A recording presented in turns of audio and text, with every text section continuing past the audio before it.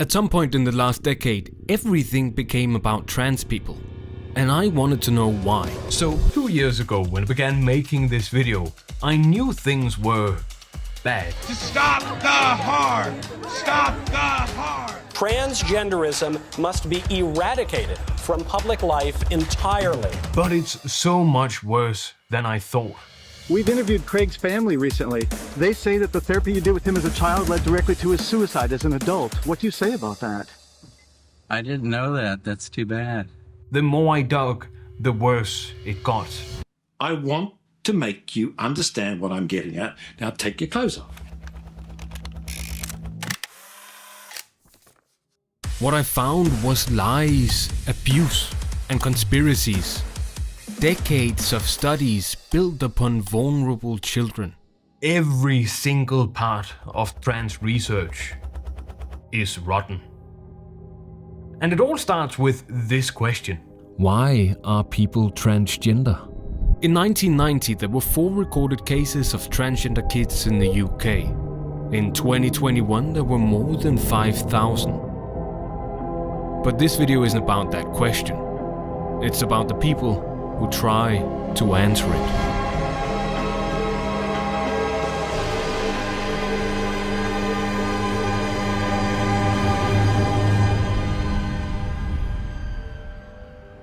I think I have an idea for a new video. I'm kind of working on something else right now, right there. But this book, I got it recommended, or I saw some people recommending it, of exposing the trans lie inside the UK health service. It's called A Time to Think, the inside story of the collapse of the Tavistock's gender service for children by Hannah Barnes. Hannah Barnes is a journalist from the UK. Anyways, if you don't know, because nobody knows, the Tavistock gender service for children was the place in the UK where children could get help if they are transgender or if they show signs of gender dysphoria. The first chapter starts from the point of view of a clinician called Anna Hutchinson. Dr. Hutchinson was seriously concerned. Are we hurting children? She asked, keen to be reassured. It's the question that underpins everything she's feeling. She was not told no. So, the whole point of this book is to examine whether the health service was hurting children, and specifically children, trans children, children with gender dysphoria. This is all fine and dandy, right? But something doesn't add up. Let me put it down here. Hannah Barnes seems like an honest journalist, right? She uses a lot of citations and she uses the right pronouns for trans people. She's totally woke. But in bringing credibility to the book's narrative, Time to Think, she interviews a lot of different experts. A host of them. Those are, among a couple of others, Susan and her husband Marcus Evans, Asa Keem, David Bell, Kirsty Entwistle, Melissa Midgen, and then, of course, Anna Hutchinson. Who is Anna Hutchinson, you ask? I can hear you. Anna Hutchinson is a clinical psychologist with more than 25 years of experience. There are 5 themes that I think are interesting, that I maybe want to have a look at. So the first one is this one. Whereas most of the literature on gender non-conforming children was about boys who had a lifelong sense of gender incongruence, Yitz's waiting room was overpopulated with teenage girls whose distress around their gender had only started in adolescence. There's a rapid increase in the amount of trans people, and we know this, that trans people have kind of become a hot button topic, right? Listen to this. Many of them were same-sex attracted. The same was true for the boys attending GIDS, and many were autistic. Their lives were complicated too. So many seemed to have other difficulties, eating disorders, self-harm, depression, or had suffered abuse or trauma. How could such different lives and presentations lead to the same answer?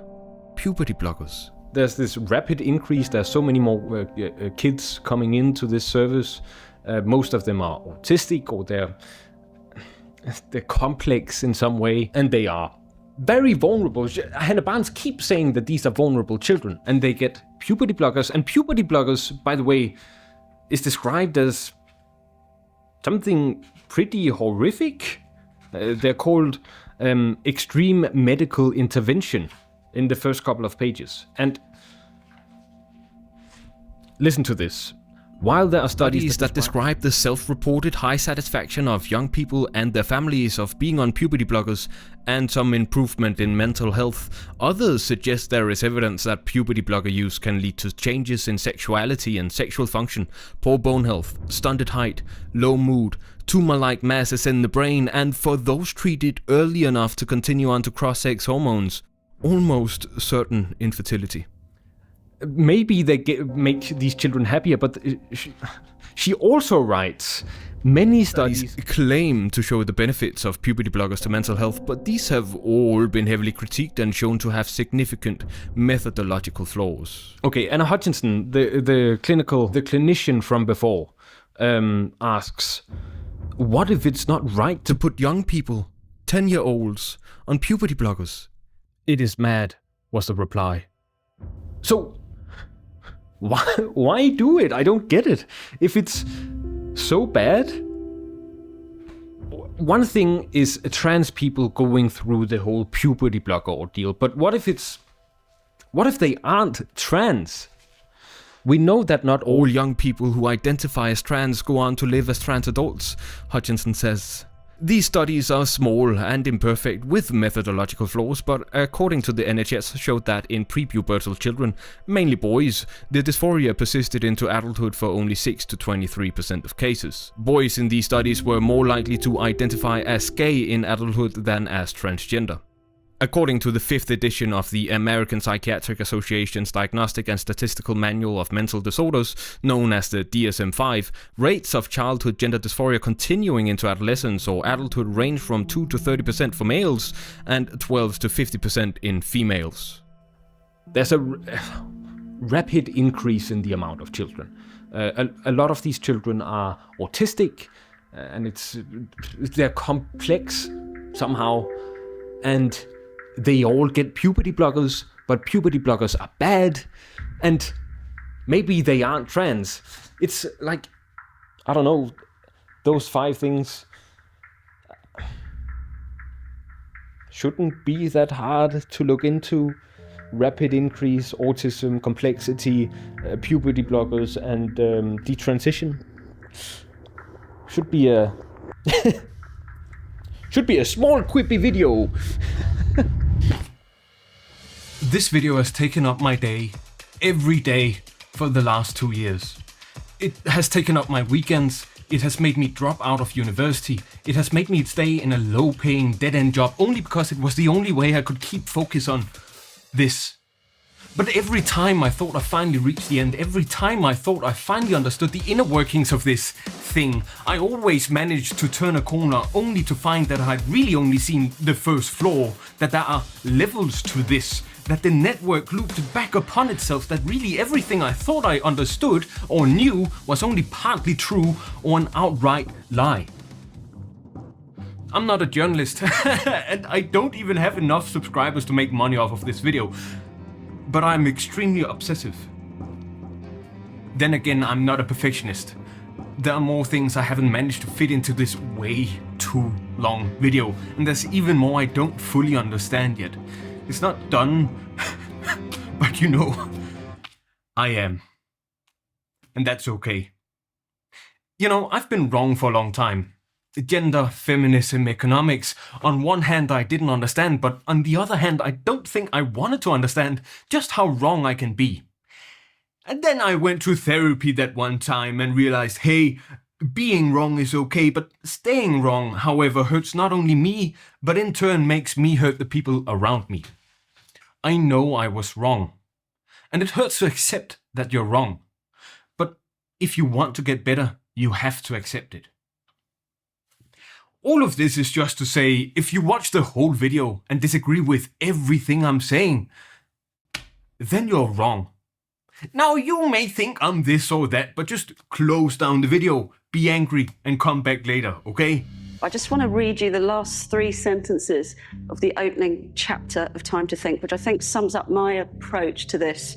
Because for me, it's about healthcare, really.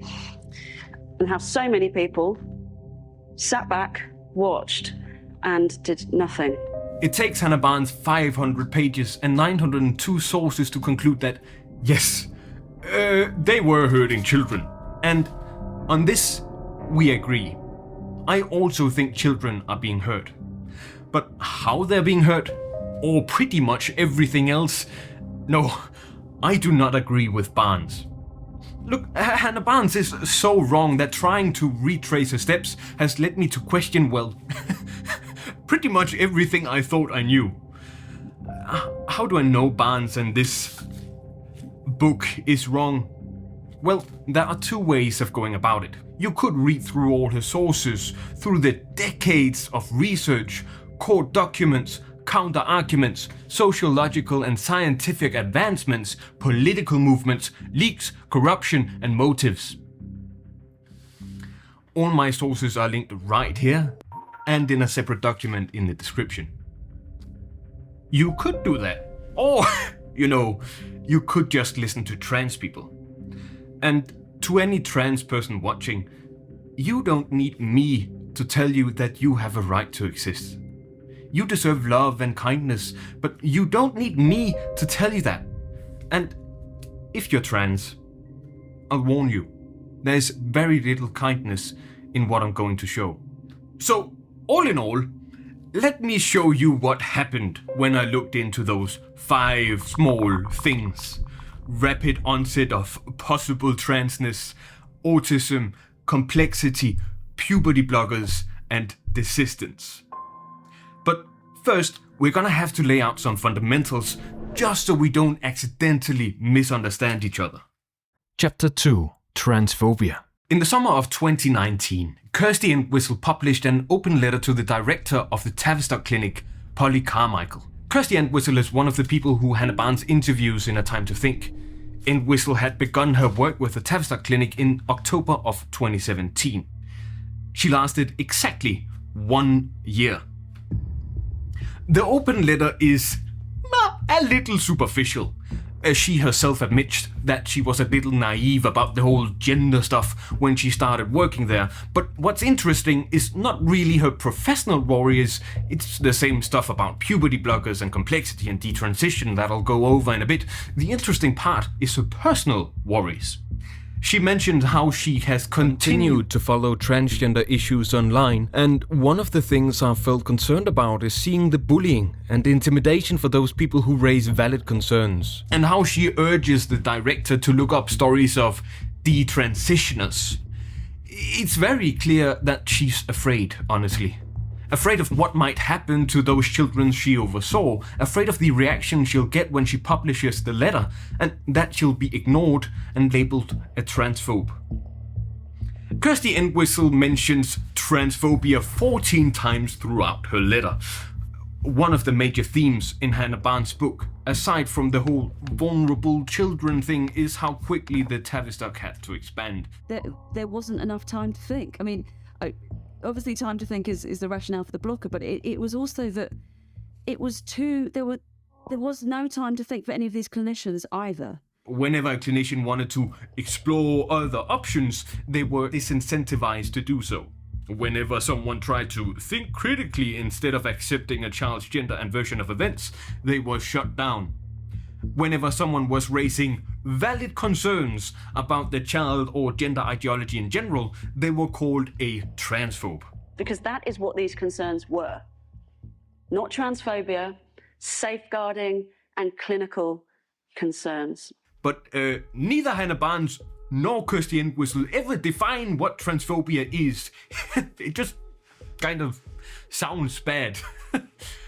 Entwistle writes in her letter that Calling people transphobic when there are clearly no grounds for this allegation causes clinicians to feel anxious about raising concerns. it's almost framed as a slur. And this makes sense if you Google transphobia definition and click on the first result. Both Oxford, Cambridge and Merriam-Webster define it something like this: dislike or fear of and/or aversion to trans people. No one likes being a bad person, and this is bad person behavior. Come on, Entwistle seems like a person who would march with trans people if they were I wanted to air this because I got sent this and I saw this and I watched most of it. I didn't see it all this morning. It's like 30 minutes long, but I watched part of it. And the guy's saying he's criticizing me because you do that, you don't get banned by the algorithm. And he's just one surfer coming on the waves we created. So he pretty much gets it. I thought it was entertaining and informative. He's also got a pretty ridiculous name, Extra Chill Goblin. We always like Goblin jokes. I don't know why. I mean, Goblin jokes years ago, they became super viral, so whatever. Yeah. We'll air that. So here's Extra Chill Goblin, then Harrison Smith takes over. Here it is. Extra Chill Goblin. He pretty much gets it. Dirty. He's also got a pretty ridiculous name. Extra Chill Goblin Vomit, Slop, and Blood. I thought it was entertaining and informative. He's got a goblin guide charging into a goblin's nest. I don't want to see him kissing goblins. I just don't want to catch him in bed with a goblin. Literal vampire belly goblins are hobbling around coming after us. Extra chill goblin. Welcome to the Extra Chill Goblin Show. Wait, how do I get my thing up? Blap! There we go. Welcome to the show, gang. We're here. We're ready to do it. We're ready to do it. This is it. This is the show. What you've just been watching was this video, Debunking Transphobia, which I had not actually watched before, but I had a few people recommend it to me in the comments of one of my videos last week. And so I just threw it out because I noticed the guy, he's a small channel, JasperDasper, 21.3 subscribers.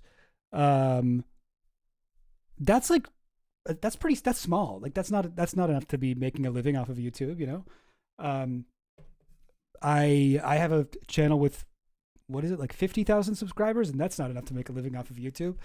I guess this was his first video because he's talking about having I have less than 1,000 subscribers in it.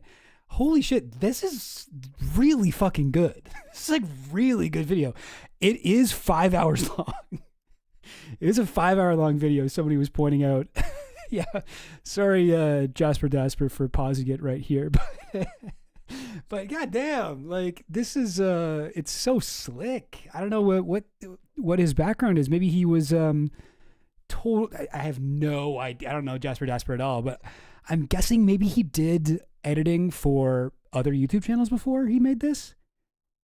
That would be my best guess, because how the fuck did he make this so slick? He's got the these are fucking way better than my videos. Just as far not even talking about the subject or anything, which is it seems like he also did a lot of solid research, but the way that he hang on now. But the way that he has his sources pop up. Shoot, okay, I can't find any examples, but he has his sources pop up in the bottom, left corner. Oh, there's one. I guess this is where he's saying it. Almost right here, and in a separate doc. The little animation play. It's come on, man, that's so good. I don't bother with that shit. I do cite my sources, but I put a little Google Doc in there with my, with my script basically, and then you can just kind of go through and look at all the things I use. But this is so good. Goddamn, 5 hours? Was this guy's first video? I gotta know more. Okay, so no, he had a few other videos. One subscriber special. That's funny, 7 years ago. And sorry, taking a break. I tested the theory from another round. Oh, yeah, you guys see that movie with Mads Mikkelsen where they all get a bunch of high school teachers get the perfect amount of buzzed for a while? Oh shit, double audio? Fuck. How is that happening? What? Hello, check. Wait, is there double audio right now? Dang it, I don't even see how that's possible. That can't be. Hang on. Geez. What am I doing? Okay.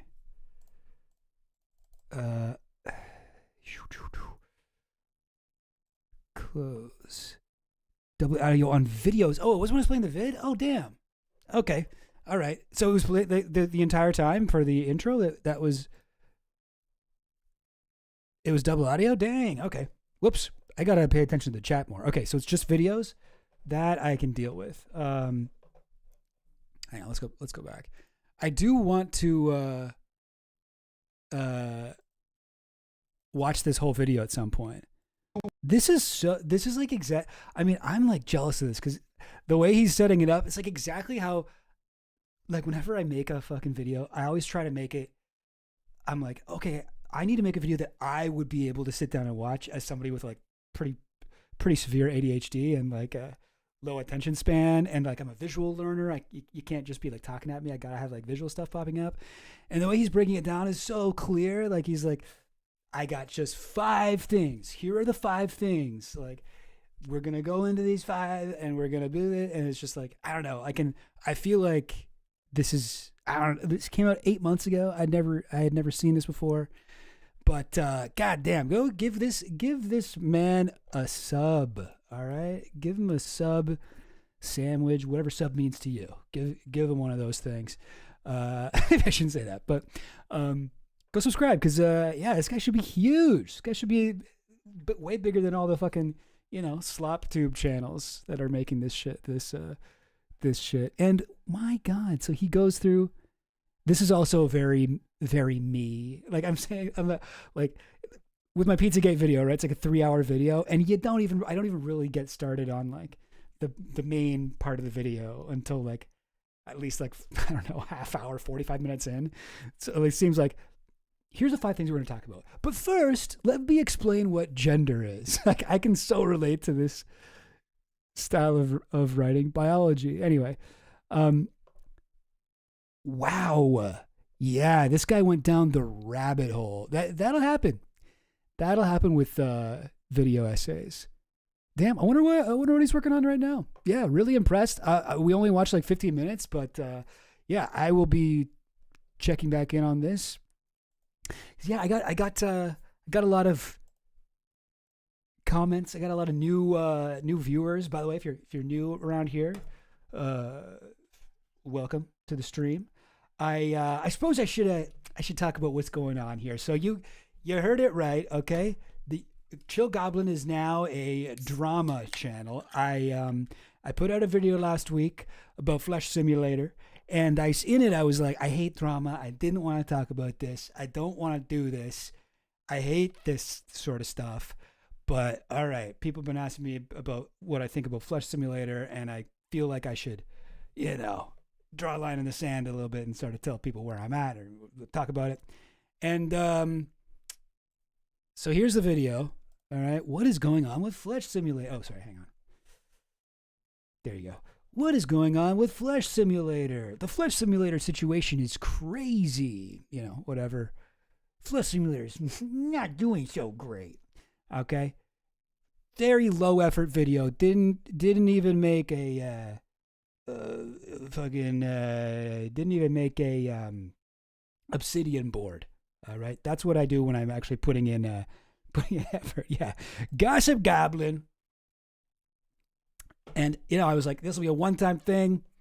People don't come to my channel for drama. They come here for serious discussion about, the Epstein files or whatever, Bohemian Grove or something. And so let me show you this. I don't know if you guys get to see like the back end of YouTube very often, but here's the fucking back end here. This video, now normally... So you got the blue line is this video. The gray line is how my videos typically perform. What gray line? This one. This gray line down. Do you even see that? It's so small. And look at it go. Look at it popping up. It's like, also the videos, even a really good video will normally go like, it'll go like, up and then fall off. This one just kept going. It was like climbing upstairs. It's like blump, bump, bump, bump. I was getting like a camel views on this thing. Blap, blap, blow. Just kept going. I'm almost at, like, look at this. 8.4 thousand views. 7.7 more than usual. 1.7K watch hours, 1.5K more than usual. Like, it's just basically like my whole channel now is this one video. My whole channel is just this one video. So I gotta, like, this is how it works, you know? Like, as a YouTuber, you got a lot of freedom, you know, you can do whatever you want, right? You don't have a boss, you know, you're your own boss. It's not like you're working in the capitalist system, right? You're free. You can do whatever you want. That's how it probably seems. That's what I kind of expected it to be like. But YouTube, the app itself, really, really kind of pressures you into doing things that will make YouTube the most money. And you the most money, I guess. Look at this. Look how much money I made. $42. I made $42 off this thing. Can you believe that shit? God damn, I got 72 subscribers off this shit? What the fuck? That's crazy. These are not like super impressive, I realize, but this is a small channel. I'm trying to grow it, you know. I'm trying to get it up to a bigger point.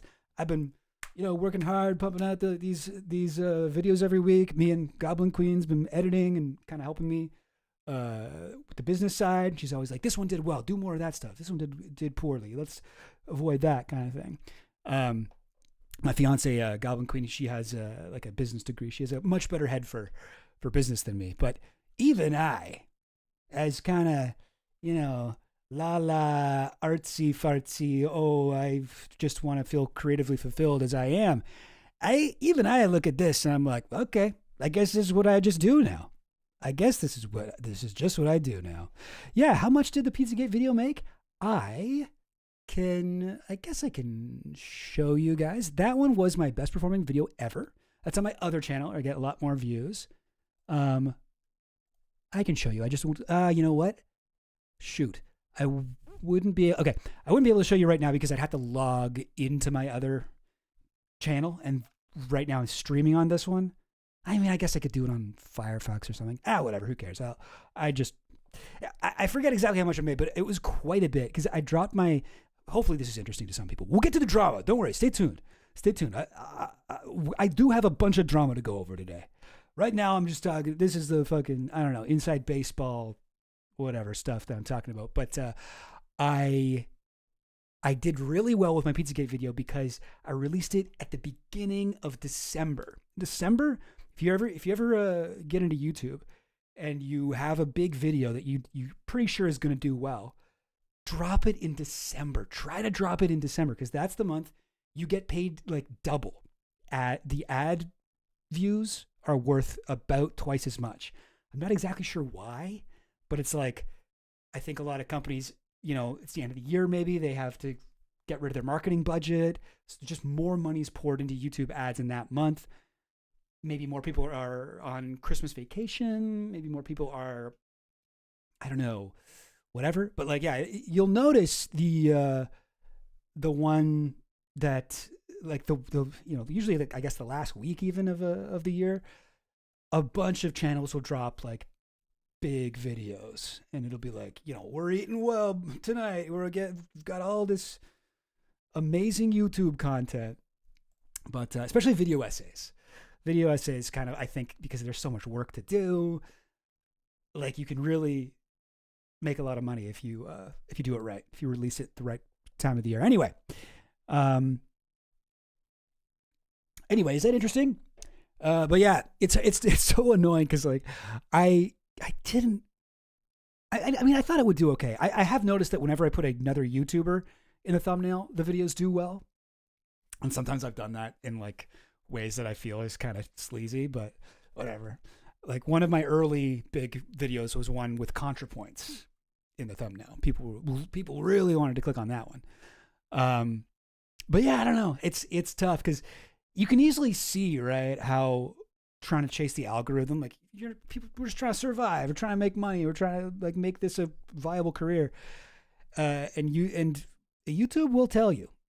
I don't know if you know this either, but when you get a number one video, when you get, YouTube ranks all your past 10 videos when you open up the thing, and it'll be like, this video is number one. Like if you look at I don't necessarily want to show you guys my my whole thing, but I'll show you this at least. Like I put out this video about my Oscars predictions. 95 views. So like literally like 100 times worse almost than the Flesh Simulator one. Callahan, this one, it had Callahan in the thumbnail. That's kind of a drama video, sort of. It's mostly about just some random guy on Twitter, but it's got 1,300. And then the stuff that I really kind of want to do is the stuff like this. Was Clinton on Epstein's Island? 469 views. So you can see, right? Like it's pretty clear what direction I should be taking my channel in. I should be doing drama. That's what I should do. That's what I got to do. And that's what I will do. All right. We can do this. Yeah, we can do this. 1 second. Actually, yeah, the reason I wanted to show that transphobia video is because there's some transphobic shit in the Flesh Simulator video from last week that I tried to respond to in the moment, and I didn't necessarily have the right. Well, I don't know. I think I had the right idea, but I just had a few people in the comments of that being like, "Oh, you should watch JasperDasper's video. Really good about debunking transphobia. It goes over a lot of the points that Flesh Simulator was going on about." Here we go. Oh yeah, thank you, Coco Melanoma. Great name. You know what? It's okay, guys. Hey, listen, don't feel bad for me. I'm living my dream over here. I like doing this. This is fun, and it's cool. And I get to learn a lot, right? Like I feel like a lot of the time, when I had like a proper 9-to-5 job, I was interested in this shit, but I wasn't really spending the time to learn about it. And streaming, I learned so much just from like what you guys in the chat talk about, and you guys will put like the JasperDasper thing. Actually, perfect example of that. So it's all good. Hey, I'm being a little bit tongue in cheek here. I'm not gonna turn into a fucking drama channel. Okay, I'm sorry. Nothing against drama channels. All right. I just don't really. I don't know. It's not really my vibe most of the time. My fiance, she gets a little bit more into some online drama than I do, and is often giving me updates on like Ethan Klein type shit. But I just get so fatigued by it. So here we go. I will, and now let's do the. He's really hurting my Flesh Simulator project. That's funny. Flesh Simulator 2 meets Simulacrum. Nice. You'll be hard pressed to find a group of people Flesh Simulator didn't attack in that video. Fair enough. JasperDasper's going straight to heaven for that video. Honestly, yeah. He's going straight to like video production heaven for all of the best people at producing video, and not just like the editing and stuff, but like the script. God, that was a. So far, the first 15 minutes of that 5-hour video, I really liked. Okay. I'm a little bit, yeah. Watched Eddington this morning. So good. That was my favorite movie of 2025. Never seen a movie depict COVID. It's crazy because I don't know that I've ever seen a movie depict COVID like at all. Right? Like all movies are like, they take place in any year in human history up until 2019, and then it stops, and then we got movies that depict like 2023 onward, and Eddington depicts COVID, and it's the only movie that really does that, but it also does it so well. It does it perfectly. I will say maybe not it be for everyone. I did show it to my parents, and they did not like it. They did not care for it. But, yeah, uncomfortably good. Yeah. A huge fan of Ari Aster. Seen everything that guy's done. Really good. Anyway, gang, we won't be getting an Ethan Klein video anytime soon. No, I don't think the world needs more Ethan Klein videos. But you see, even for that, right? You see how like guys like what's his name? North Star Radio, I think his name is, who makes very good content. But before Ethan Klein, he was making, videos about, I think, stuff that he was like genuinely interested in. And then Ethan Klein took off, and then he was just like, okay, I'm an Ethan Klein channel now, and he put out an Ethan Klein video last month, and hey, bless his heart, it's doing really well. But I think that there's a moment for like where people are like, oh fuck, I guess I should just pivot into doing exclusively this. Oh, the one Steven Soderbergh movie was set during COVID? Hell yeah. Which one was that? I missed that one. Nice. 69% on Rotten Tomatoes. Hassan Bad videos pop off. Yeah, I gotta say, because the Flesh Simulator thing, we'll get into Flesh Simulator, and right now I'm just kind of, this is still part of the intro, I guess. But like, I gotta say, I don't get the Hassan hate. The way people talk about him, because I don't really watch Hassan too much, although Fiance Goblin watches Hassan all the time. She used to watch him more. But I sort of see a lot of it by osmosis, just like I'm in the house, whatever, making breakfast, and she's watching a video. And he seems fine, but people talk about him like he's evil. Is that crazy? Like, am I missing something? He doesn't seem to be. People seem to really have a Hassan derangement syndrome, like actually, like with Trump derangement syndrome, it's like, well, he is like also Lucifer himself, okay? But with Hassan, it's like, this guy seems fine. Why are people act like he's as bad as Nick Fuentes? That's like a popular opinion. Anyway, I mean, oh yeah, for sure. I mean, yeah, it's okay to find him smug. That's fine. Get on Bad Empanada or Bad Empanada Live. You'll get caught up. Oh, is he talking about Hassan? I thought he liked Hassan. Listen, I'm so out of the loop. Oh man, I'd love to see Ben Empanada go after Flesh Simulator. Those two would be a match made in heaven. Consistency of ideology drives people crazy when it comes to Hassan. Interesting. Hassan bad, Hassan bad unto you. Nice. Oh yeah, I love when he had Noah Colwyn and Stavros on at the same time. Yeah, that sounds good. I would watch that. What was I going to say about that bow? Okay, dislikes Hassan for his views on Russia, China, Taiwan. Okay, yeah, I mean, I'm sure I don't agree with him on everything, but I think he's gotten like more left since I was aware of him, because I feel like before he was kind of more of a democratic socialist, and now he's maybe more hard leftist. I don't know, whatever, which is fine. I wouldn't say he's where I am, but I appreciate the work he does. Seems like he's making the world a better place. I met a lot of people who found their way to the left by watching his shit. Oh damn, we rebranding? Yeah, we are. This is drama goblin. Drama goblin. We got to work on the name, but that is going to be the idea. Now, all right. I don't even really know where to begin with this Flesh Simulator shit. Let's get into Flesh Simulator. Let's do it. Because, okay, if you're not caught up to speed, very, very quickly, I will tell you this. So Flesh Simulator is a guy. And again, I didn't make a Obsidian board for this, but he's only got one video on his channel right now. Damn. Okay, well I can't even show you a clip from the video he did before, but he did a video where he's like, he covered himself in blood, fake blood, and then he's like, he's talking to some random guy on Twitter, and everybody watching the video on YouTube is like, what? Who's that? What? Who? And he's like, Noah, listen, Noah.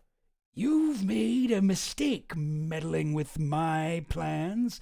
You're about to find out what it's like when a truly evil guy takes you on and blah, blah, blah. And it seems like I watched that and I was kind of like, okay, this guy seems like something's wrong. There's some mental health issue here, and that's okay to do, hey, we all have this. Everybody struggles with mental health. Everybody. People who say that they don't, they're the most fucked up ones of all. Okay? I almost said low key after that. I realized I don't really know if that makes sense. But yeah, Flesh Simulator. I have seen him kind of spiraling on Twitter. Something was going on with him. I saw him posting some very racist stuff, honestly, about George Floyd and Rhodesia and I don't know, race and IQ type shit. Just kind of like, you know, very unsourced, just like, oh, you can't talk about this. And this video was concerning. And I mean, I wouldn't make fun of it if I just thought it was a guy who's having a break with reality. But he was also in that video talking about how actually, and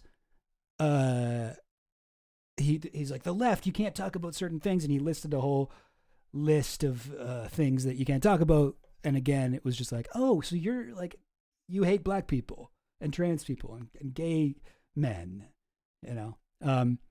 So it was quite alarming. And you get the sense that he was kind of, he's always felt this way, but he's been holding back until a bunch of people pissed him off online. And I do want to say, I still think that it's fucked up the way people have been treating him, you know? Hey, listen, obviously I understand the allure of making everything into drama, you know? Even if you're not like trying to make a YouTube career, you know, you can get a ton of likes by dunking on Flesh Simulator on Twitter right now. And I think that that's a sort of toxic, you know, impulse. I think that Twitter is kind of an evil site that drills into your brain and turns you into a bad person. And yeah. So, okay. Why is that the one video he kept up? Well, this is a new video. I don't know if you've seen this one, Mark. This one just came out 2 days ago, and this is like the update. Now, I don't know. Yeah, I'm not sure if any of that made sense. But yeah, the last video covered himself in blood, threatened a bunch of people who had been mean to him on Twitter, and then said a bunch of racist, transphobic, whatever, bigoted stuff at the end. That's your catch up. And yeah, let's watch this. It's called How to Reveal an Enemy. Lawsuit Monogatari Go. What is that? Does anyone know what that word means? Are there any Japanese speakers in the house? Monogatari? Oh, is that game? Hang on. Lawsuit Monogatari. Is that like... Excuse me. Oh, I don't know. A literary form in traditional Japanese literature. Closely tied to aspects of the oral tradition, almost always relates to a fictional or... What? Okay, well now I'm more confused. What? Oh, it's okay. It is a series. The plot centers on Koyomi Araragi, a third-year high school student who survives a vampire attack and finds himself helping girls involved with a variety of apparitions, ghosts, beasts, spirits, and other supernatural. Okay.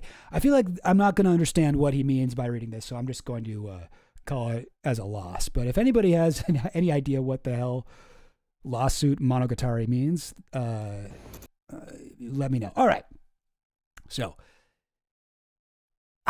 I feel like... So the problem that I have with the Flesh Simulator stuff, well, one of the problems is that they're very difficult to parse. And this is maybe the trickiest to understand video ever. Because he sort of assumes that you're all up to date on stuff, which I assume most people watching right now aren't up to date with everything that's been going on with him. I'm not even up to date, and I've really tried to be up to date. I tried to figure out what was happening to prepare for this stream, but yeah, I'm wondering, should I give it even a little more of a preamble? I guess not. I'll just start it. I'll just start it and let you guys see what's up. Well, this was originally going to be a lot more satisfying of a video. But the problem with long, risky, complex, complicated plans is that occasionally a bystander will feel the need to get involved and try to derail your plan, and also try to ruin your career and defame you, in the hopes of making a name for himself. and you are forced to initiate legal proceedings, and then your lawyer makes you redact about 75% of the video that you made to explain what the fuck is going on. Not in the Fifth Amendment sense, but in the... Oh, double video? Sorry, gang. Hang on. All right, one sec. Yeah. Okay, no, I got this. Now I got this. All right, here we go. No. Oh, yeah, no, don't spoil this lawsuit on this sense. Now, with that out of the way, let's see what is still available. Hi, guys. Last video sure was weird, huh? All right, so this is the video that what you're looking at right now, it's like nicely color graded. He's got, headphones on, the camera's on a tripod, things look kind of good. This is the video that he wanted to post. This is not the video that he ended up posting. The thing that you just saw, where if you're like me, you're like, what? What the fuck are you talking about? Is him apologizing for why this video is not the video that he wanted to post. Because he had a video that was going to explain everything. And now, because, as he says, somebody who wasn't even involved with this shit, they got on me and they were like, you're sued or whatever, I guess. Like somebody sued him. Or there's a lawsuit going on and his lawyers looked at the cool video, the good video that he wanted to do, this one, and were like, okay, you cannot post almost any of this. And they're like, cut this, cut that, cut this, cut that. And you'll see the parts that he cut, all right? Yeah, I'll play a little bit. It was weird, huh? Well, amidst the drama of the So he goes, that last video was weird, huh? The one where he had blood on his face and he was like, black people are inferior and I'm mad at some guy named Noah. You all know who Noah is. And everybody watching's like, who the fuck is Noah? What? No, not everybody keeps up with all your Twitter feuds, man. You gotta explain it. And now this is a video. Yeah, that last video probably seemed a little odd. You may have forgotten about a little encrypted text file that I posted on Twitter. And now, before I get into what's in that, let's, for legal reasons, go over the chronology of this entire ridiculous ordeal. All right. Here's the first of many cuts of the video. Pursuant to the recommendation of counsel, this section has been redacted due to ongoing litigation. So he mentioned a encrypted text file. It's like a zip, right? It's like he had uploaded this before he posted the blood on the face video. And on Twitter, it was like, hey, here's something for no reason. And then this video, he was going to be like, remember that? Let me explain what that was. As this is going on, a mystery benefactor says they have... What? This will be important later. Okay. He then immediately... This is a crime, for the record. Torturing a monkey. Now, I wish I knew what. It sounds like it was really, really interesting stuff. This is the context in which we start. I have to say, he does seem to be not doing great, and he's obviously kind of, I think, come out of the closet as a reactionary type, but I still do find I kind of think it's funny the way he's chosen to edit this crash out with the music and whatever. It still works. He still kind of got it. This is not a optimal situation to be in. The issue that I have here, in addition to the obvious, not wanting to...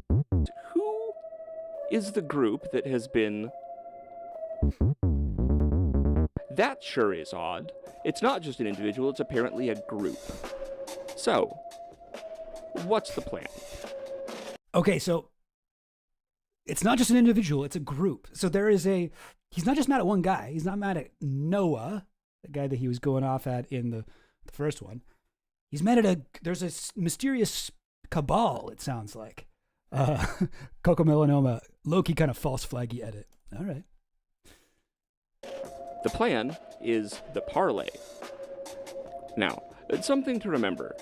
Yes, I agree, Stubbins. The way he's writing about advice from someone he's paying is even insane. They told him not to do it at all if he even spoke to a lawyer. Yeah, I agree. I don't think a lawyer would be like, you can upload it, but you got to cut out all. They'd be like, do not do that, or you lose me as a lawyer. I'll not have you as a client.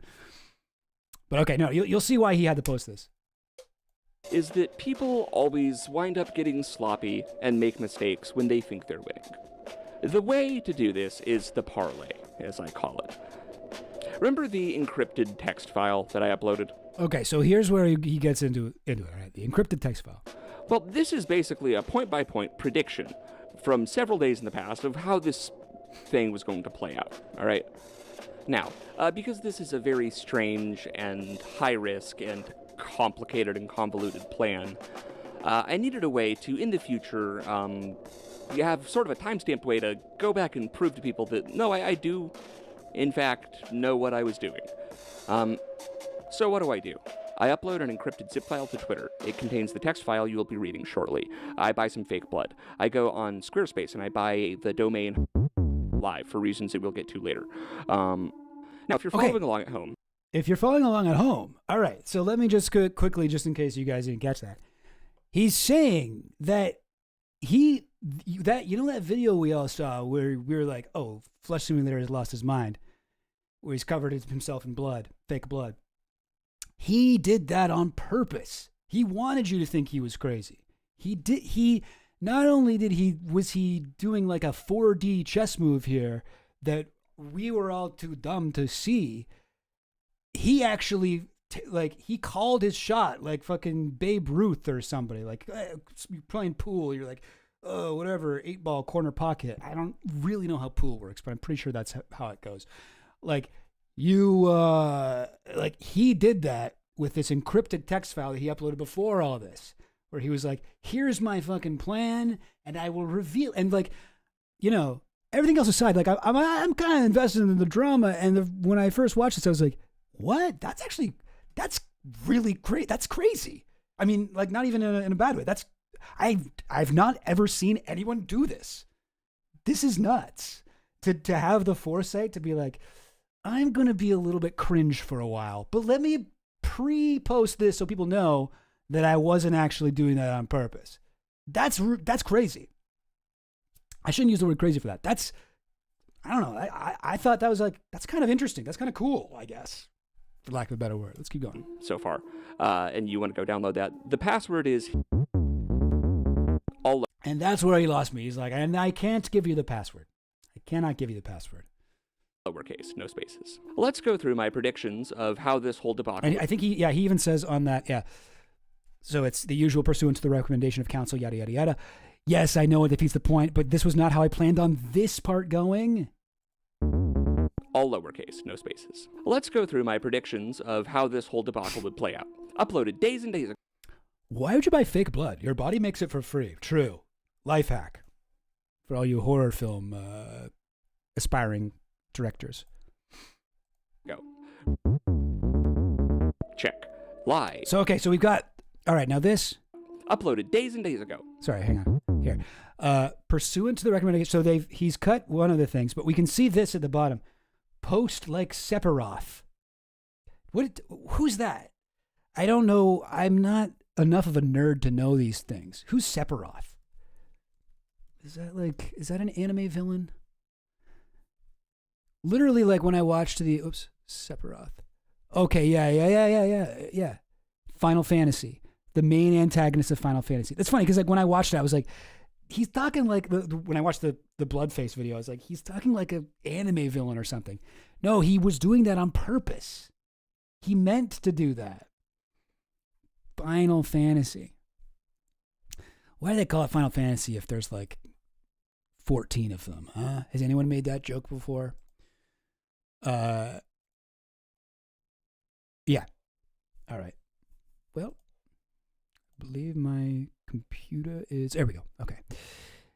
So post like Sephiroth. So he was doing that, and he was doing that on Twitter, and he was doing it on YouTube. He was acting like he was like, I will crush you like a bug. You've left me no choice but to do this. And it was just like, bro, chill, man. This is not, you're not, trying to stop Sonic the Hedgehog here. You're trying, the first anime I could think of off the top of my head. You're just a YouTuber, man. Like, dial it down. But that was part of his plan. He wanted to be cringe. Check. Lie and say... And then tell everyone, now I'm not mad, which she did do. I didn't. I just... Or how I'm not mad, probably. So he was being cringe on purpose because he wanted to drum up attention. Wanted to, you know... Like, this is nuts. I've never seen anyone do this. I have to say, it's not quite... It doesn't quite work for me. Number one, because he didn't even get to do the thing he wanted to do. Like, if this video... If he had just posted the one that his lawyers said he couldn't post, if he just posted that, oh my God, like that would be so satisfying. It's like he acted so weird, and he knew while he was acting weird, it's okay, I'm going to be able to prove to everyone that I'm actually not weird and I was only pretending.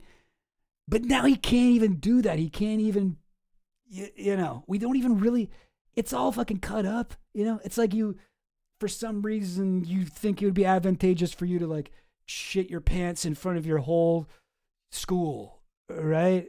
And then everybody laughs at you and you're like, but wait, look what I've got in this sealed envelope that I've post-dated last week. It'll explain what?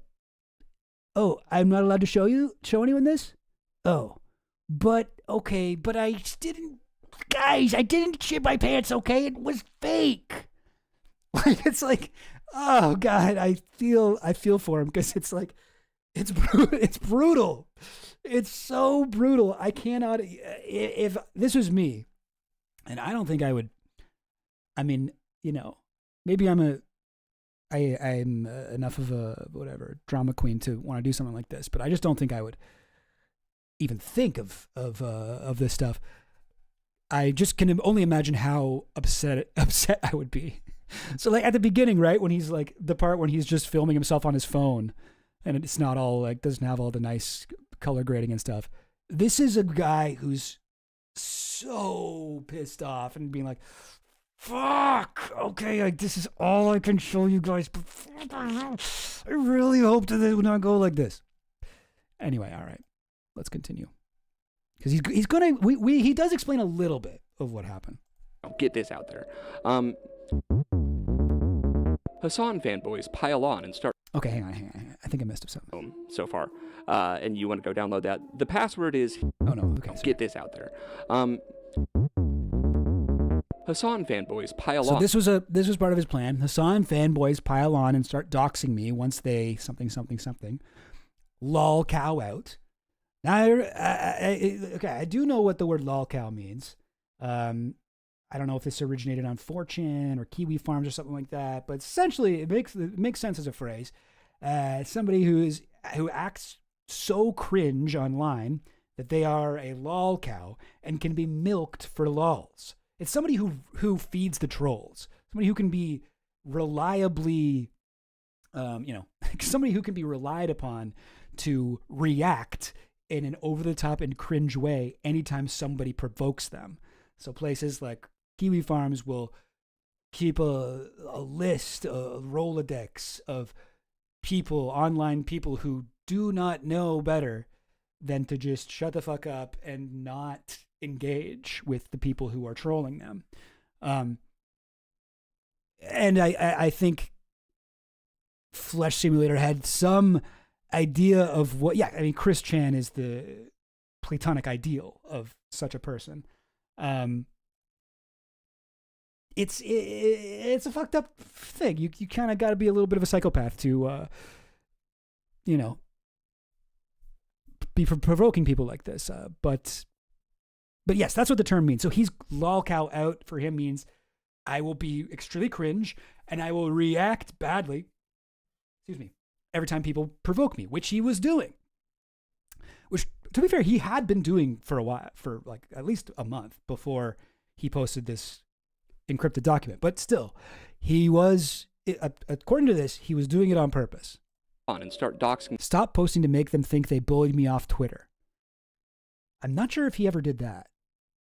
He did delete all his videos, or whatever, unlist all his videos on YouTube. me even more once they see that I'm not fighting back and just lolcowing out. They think that they're safe. Proceed to lolcow out. Stop posting to make them think they bullied me off of Twitter. Next, this is the fun part. Paint myself red. Don't know why that part's redacted. For the Izot nuke video. Now, a big clue here probably should have been the fact that this is a video I made off. All right, so I do have. Now this is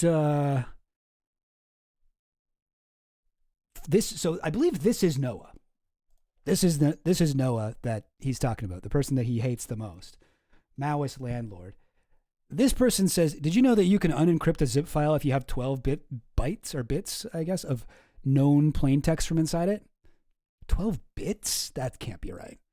But because isn't a bit just like a 0 or a 1? Anyway, whatever. So they posted like a little bit of the full thing here. Once they see him not fighting back and just lolcowing out, lolcow out. Stop posting to make them think they bullied me off Twitter. Paint myself red like Noah for the Is That Nuke video. I guess there was a photo he found of this guy who was painted red for like a Halloween costume or something like that. Release video sharing 1% of Noah's drama and not even roping in his family and treat it like I essayed him. Create Izot score website at hassanpiker.live. That was another thing he did where he was like, Noah has blah, blah, blah, like taken away this many Izat. And every time you go to that thing, whatever, it brings up the counter. It was stupid. It was so stupid. But I guess he intended for it to look stupid. I don't know.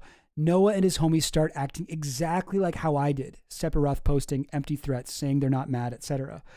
Bait harder and more influential lefties into reacting to or making fun of a video that's actually 80%, okay, he does go into this later, but 80% just a far-right propaganda piece dead set on destroying left solidarity. Okay, so we're about to get to that, but just so you can see, this is not the entire thing, obviously. I don't know why Maoist Landlord didn't post the whole thing. I'm a little bit annoyed about that because I would like to see it, but I don't know. This was his plan. This was him calling his shot, right? So let's continue.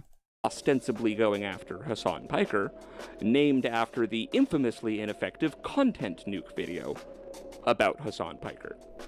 Okay, right. Nuke, because Ethan Klein did a video about Hassan called Content Nuke. But I guess subtlety is a lost art these days. Next. Release video sharing 1% at most of I created the Izot score website at. You can check that. So he's going over the stuff that I just read, but he's redacted it. Anytime. Now here's the part where it starts getting fun. Oh, here's the part where it starts getting fun, but he can't tell us. Saying how they're not. What's up, Vincent Davis, 1926? Give land back to the natives and go back to Europe? Okay. All right. Okay. You know, I've been waiting for somebody to say it. What's going on with you? What's your deal? Why you got a, why are you spamming that in the chat? Not mad, blah, blah, blah, blah, blah. No one seems to appreciate the artistry with which I was. Fortune favors the bold, but it doesn't favor. Great point, John Skeleton. Lots of subtlety to be found in dousing yourself in fake blood and just saying the most hateful shit you can think of. Yeah. Yes. Oh, yes. So subtle. So artistic. That is the solution. Land back to the natives. You don't like the truth. Okay. The subtle. Bait more hardcore and more influential lefties into reacting to or making fun of a video that's actually. So this is a part that I'm a little bit confused about. Actually, I'll let him talk more. More hardcore and more influential lefties into reacting to or making fun of a video that's actually 80% just like straight up far-right propaganda. Also, by the way, yes, that's what it was. That's why so many of you were like, you know, something about the last 4/5 of this video seem weird. Yeah, it's a far-right propaganda piece dead set on destroying left-wing solidarity. Idiot. Okay. Now, What do you guys think that means? That the last 4/5 of the video, the stuff that I mentioned from the Bloodface video where he's like, leftists don't acknowledge obvious truths. They don't talk about race and IQ. They don't talk about how most pedophiles are homosexual men. They don't talk about how trans people are trying to groom children, whatever. They don't talk about how 98% of homicides in Washington, D.C. are committed by black men. They don't talk about that. Like, it's like shit like that, right? He made a list. And so, you know, when he was like, by the way, yeah, that was right-wing propaganda. Like, that was far-right propaganda. Like, so it's, at first I was kind of like, oh, okay, so you don't actually think those things. You were just saying them because you wanted to, was that part of the cringe thing or what? But then he says that he wanted to, what does he say? Dead set on destroying leftist what? 4/5 of this video seem weird. Yeah, it's a far-right propaganda piece dead set on destroying left-wing solidarity. Okay, left-wing solidarity. And like that's where I got a little confused, right? And yeah, Biva, jokes on him. There's very little left-wing solidarity. Yeah. Like, here's the thing, right? He thought that saying those things would cause leftists to fight, right? But that didn't really, that of all the things on his, like, I'm calling my shot or whatever, this is the one, like, some of the stuff happened. Like, hey, get credit where it's due. Yeah, people were making fun of them. People were kind of going, oh, you're acting weird, man. You're acting like an anime villain. And he's like, I wanted you to think that. Oh, you've fallen directly into my trap. But this thing, this is, I mean, leftists fight all the time, right? It's easy. It's easy to make a fucking statement that gets left people to fight each other. But if people will fight each other, you don't need the CIA's involvement or Flesh Simulator's involvement to get leftists to fight. But leftists weren't fighting each other. In fact, leftists and, you know, rightists, like fascists and the other side of Flesh Simulator's audience, they were united in making fun of Flesh Simulator. Like, if anything, it created unity across the board. So this is what I don't understand. Now, the only thing I can think of that is what he's doing here that even makes a tiny bit of sense, it's stupid, but at least I can maybe understand where he's coming from, is if he thought that saying these things, like saying, oh, you can't talk about race and IQ, oh, you can't talk about how so many pedophiles are gay men or whatever. He thought that just saying that would cause people who are on the left to watch it and be like, what? I've never heard that. Oh, Flesh Simulator says that black people are genetically inferior. I guess that means they are. Oh, I'm going to argue with some leftists. Now, why would he think that? Like, these subjects, like, they're all things. I mean, maybe not all of them. Like, some of them I had never really heard before. Some of them I think you got to be in a pretty, you know, you got to be in the deep within the chudosphere to have even heard of some of the shit that Flesh Simulator brought up in that thing. Like, I don't know, the Washington D.C. rate of black crime or whatever. Like, okay, like I hadn't heard that. Is that a thing? Maybe it is if you have Flesh Simulator's kind of For You page. But all of these things, you know, largely are things that the left has talked about and debunked, you know, to their own satisfaction, right? Like, race and IQ is not like a forbidden topic. It's something that's, like, I think important to discuss and to have an understanding of wherever you stand, right? I think that the leftists have the correct view of this sort of thing, and that even the concept of IQ is misleading, sort of the way people think it directly maps onto an innate, you know, natural intelligence that is not affected at all by history, socioeconomic status, whatever. Maybe I'll do another stream where I get into all these things in more depth, but like, the only way, the reason I think that he thinks that is because that is what happened to him. Like Flesh Simulator at one point saw a fucking, in 2008, he was on 4chan and he saw a meme about race and IQ, and immediately that embedded into his head. And he was like, okay, I now believe that. Thank you, Mr. 4chan. Oh, cool. Thank you for showing me the smiling merchant. Okay, yes. Oh, thank you for this informative cartoon frog telling me why I should fear trans people. Oh, yes. Okay. All right. I will not do any research, because I think this is generally like how Flesh Simulator operates, right? Like, you look at his videos, you look at like his stuff. The guy does not do a lot of research. The guy does not cite his sources. He'll often demand other people cite their sources. Show me exactly where in the thing it says this.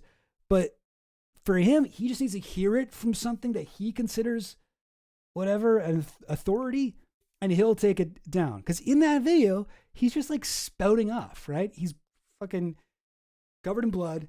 And then to be fair, for this part where he says this, he's not. He's just like, oh, by the way, you can't talk about race and IQ.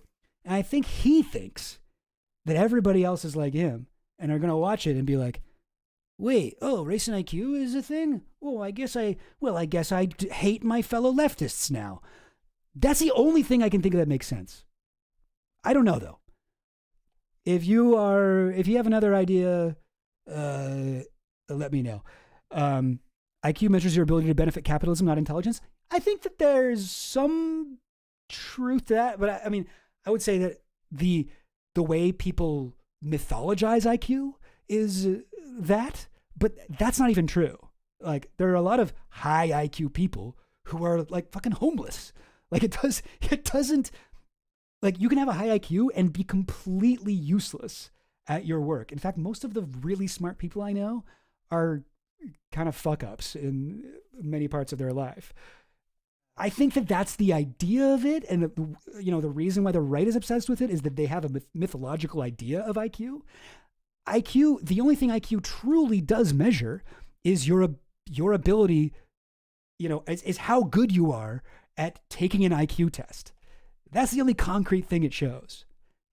I think that maybe you can, it says something else about your brain, certain parts of your brain that work or whatever, but it's very silly, it's very silly to make that, okay, IQ is the only thing that matters. It's an objective thing of intelligence. This is exactly how it's done. We need to, this is the only way we can think about this shit, when you can go cross cultures to other, parts of the world, have people, very smart people, take this test and they will take it completely differently, because we have unintentionally imbued it with a bunch of culturally specific things, and maybe very intentional people from other parts of the world will take that and do poorly on it, even if they had been brought up in a whatever American, Canadian, Western context, they might do very well.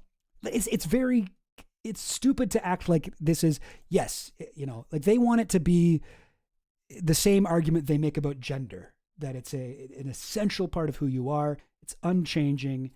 You will never be a 120 IQ person because you're a 110 IQ person. That's just not the case. IQ is an extremely flawed metric. It's a BuzzFeed quiz. It's which of the four girls from the Sex and the City are you? It's maybe tells you something vague and undefinable about yourself, but it's not exactly completely firm science. Anyway, I didn't mean to make this into a full race and IQ video, but I would be down to do a longer take on that stuff. Anyway, so I think that's what he means here. So it's like, yeah, I'll let him talk a little bit more before I give my final. Idiot. Man, what a weird gay insult. Lol, this one wasn't on the thing. Hassan Piker sees weird gay insult to his Izat and crashes out about it because he's weird and gay. Asmongold sees this, and this is crazy that he wanted to get Asmongold involved. And I did see him tweet at Asmongold and being like, Asmongold, have you seen this? Did you see what I did? Because the one, I guess, progressive thing about him is that he's into Free Palestine, right?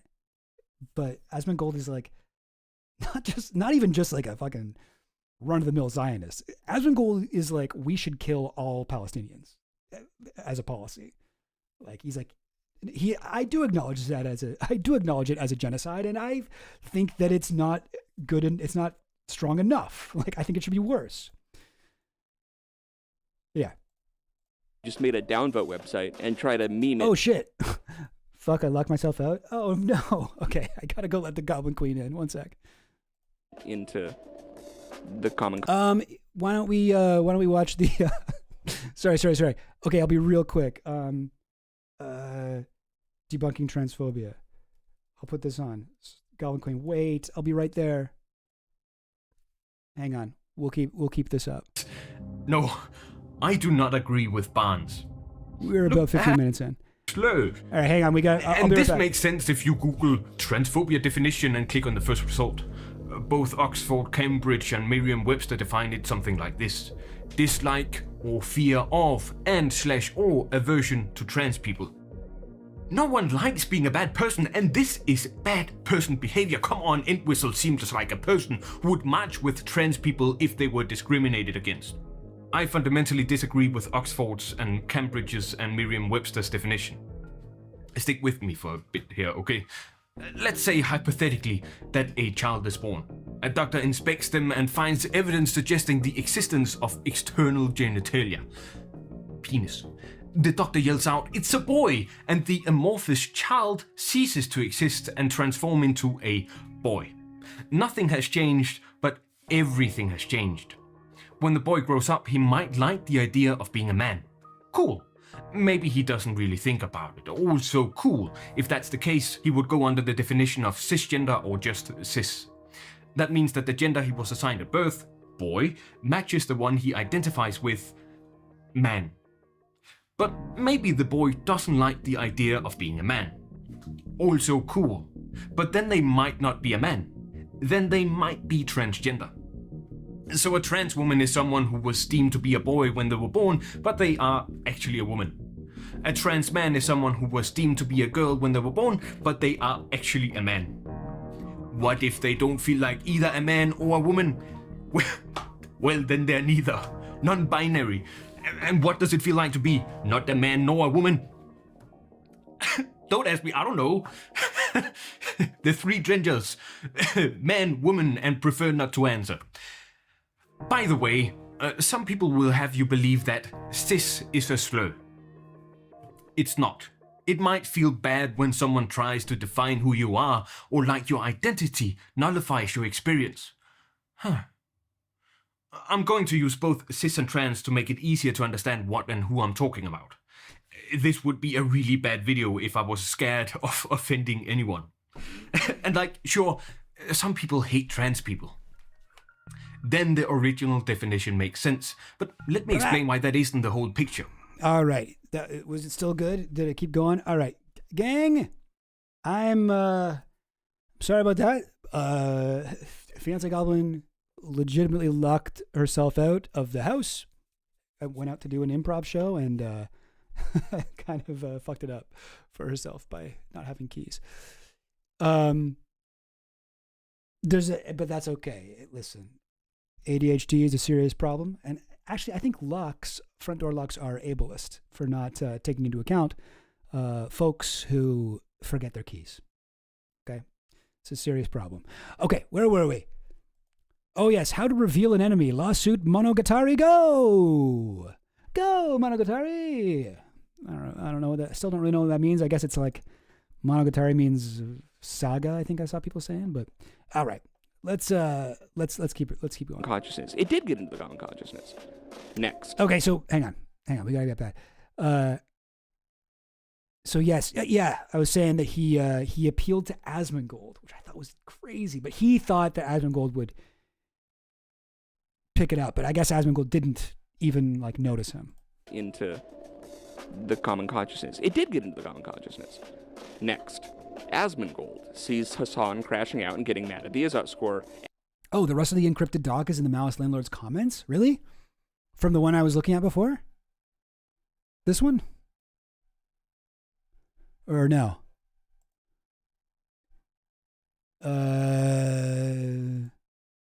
No, the Queen's in Lagging Games. Queen's in. Don't worry. Queen is inside. And seizes on it. I really was expecting this to happen.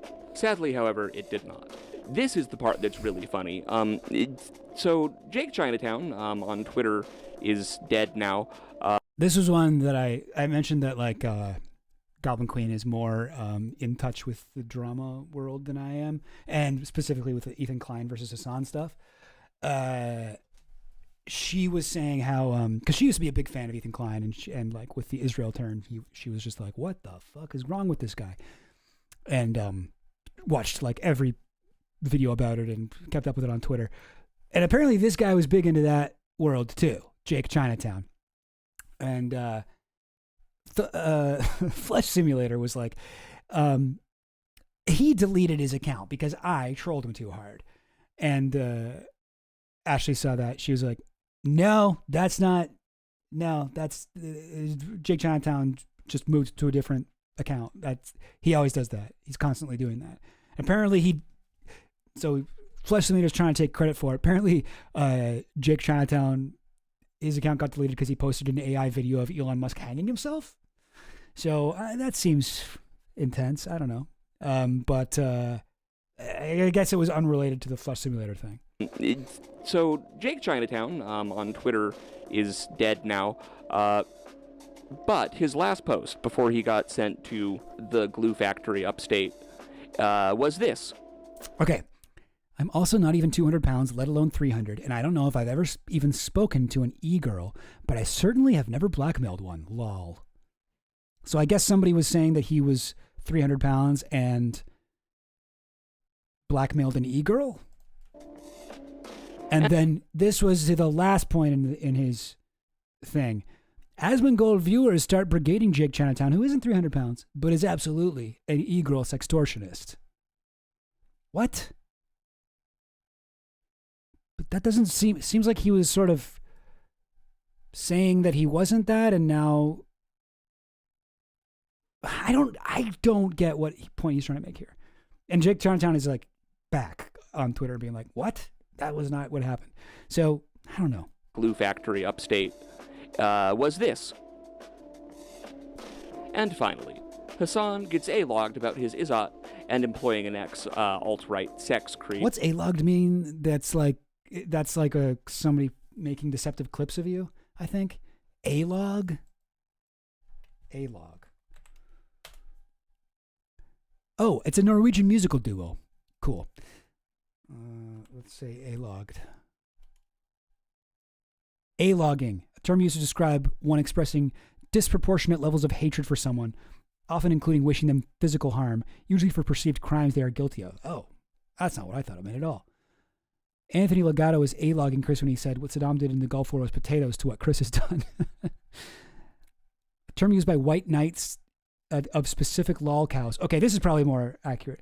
Usually Chris Chan white knights, to describe someone who criticizes that said lol cow in any shape or form in order to cope with the fact that the lol cow they're white knighting has problems and or causes problems.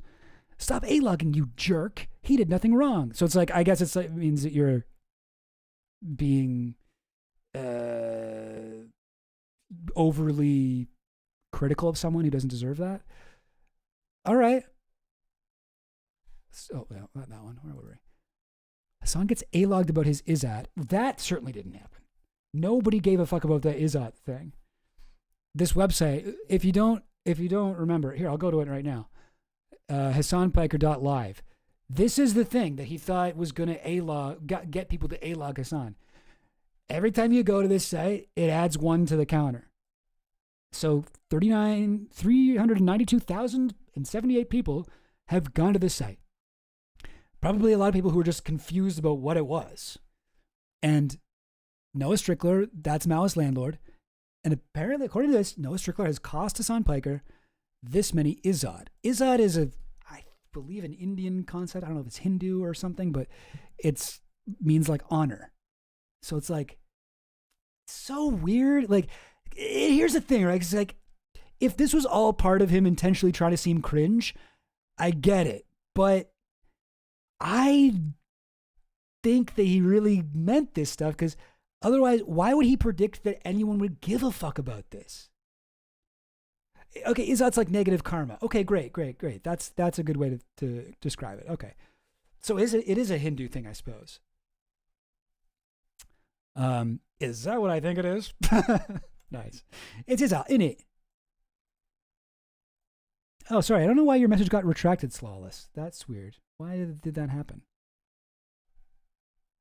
Anyway, so this is what he's talking about. Why would anyone give a fuck about this?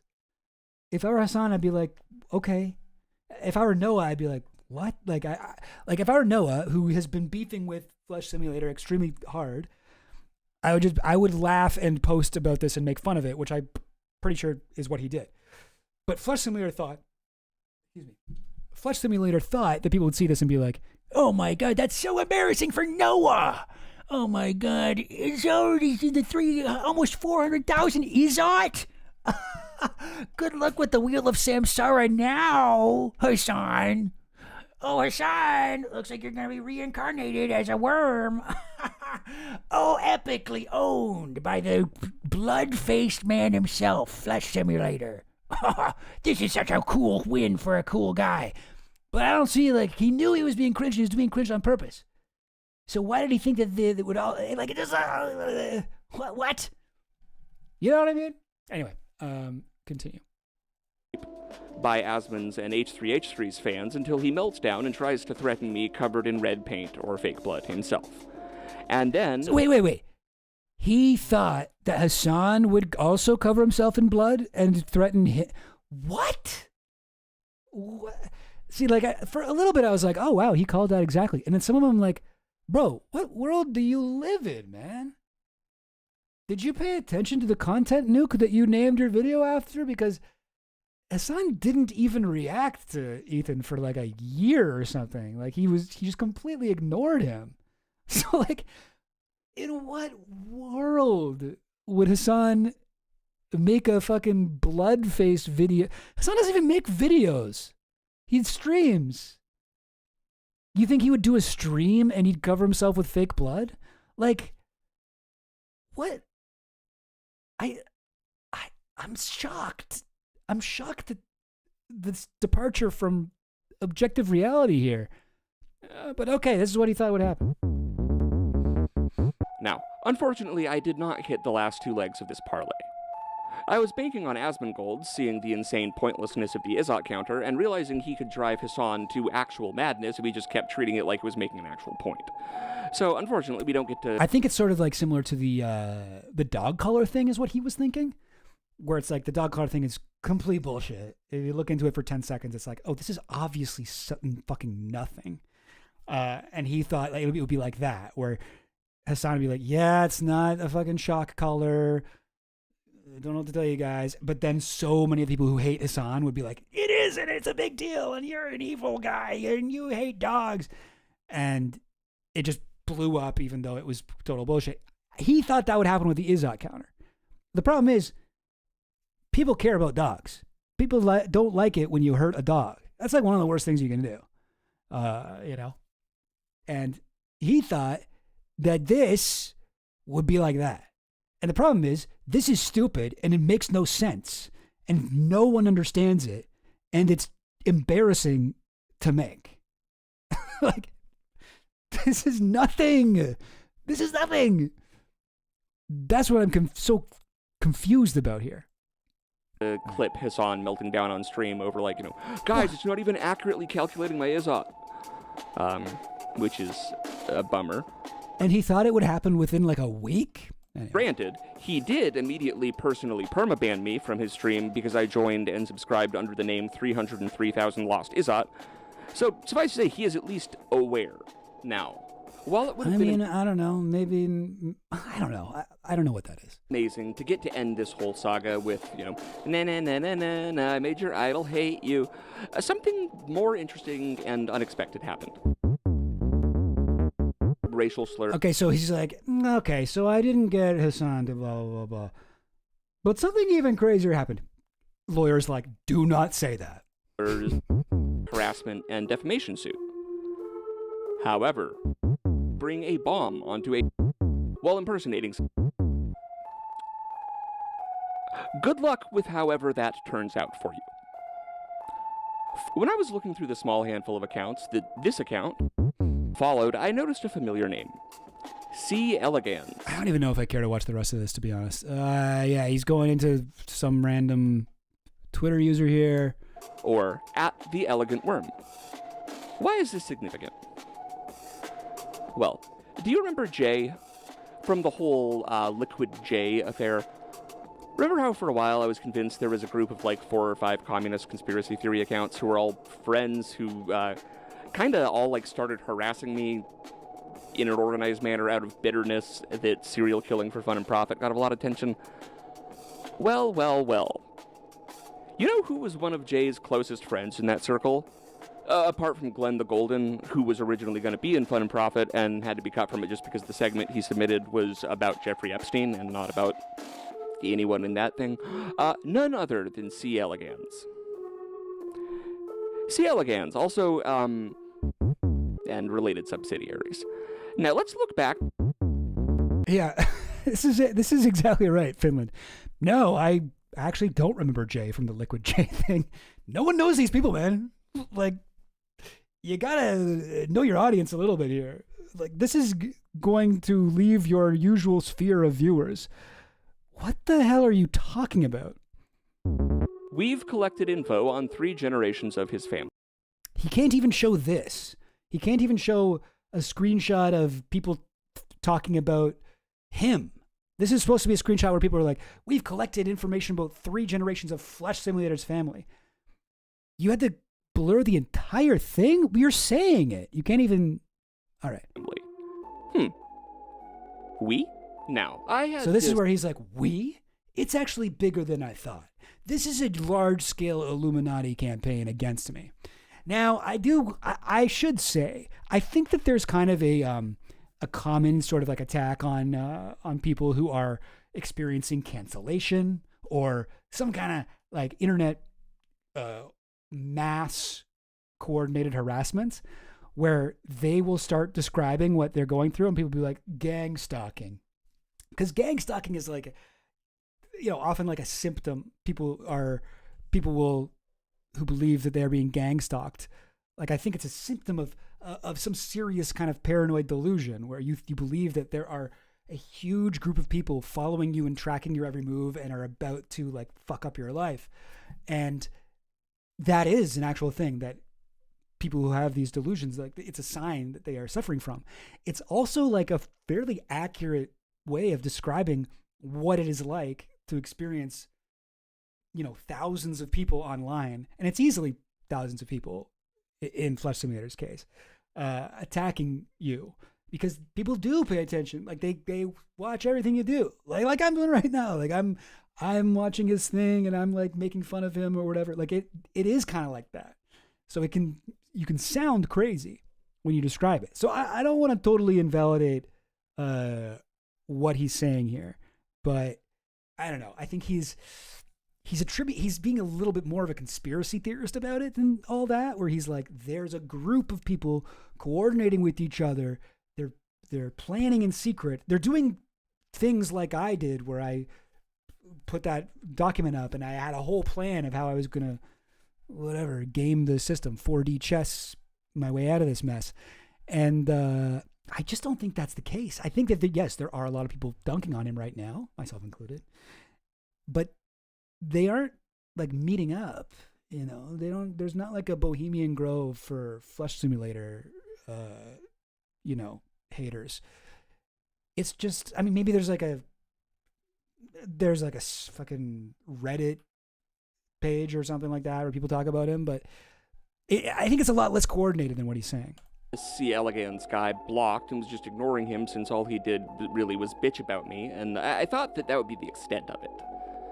As a result, I did not see that he had been weighing in on this since the beginning. I also didn't see this post.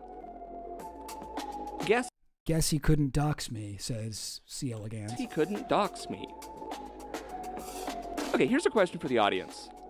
Given everything that's happened, do you think that is a good idea to say, or do you think that is a bad idea to say? Really, really bad? Really, really bad. Anyways, why is the sound quality so much worse in his like laundry room, eh? You hear that? That is a good idea to say, or do you think that is a bad idea to say?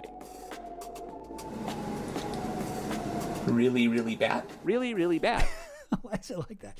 All right, I gotta say, all right, so here's like I said when I first watched this, and he was like, I uploaded a fucking encrypted document explaining my whole plan in advance, so you'd know I was fucking not serious about it all.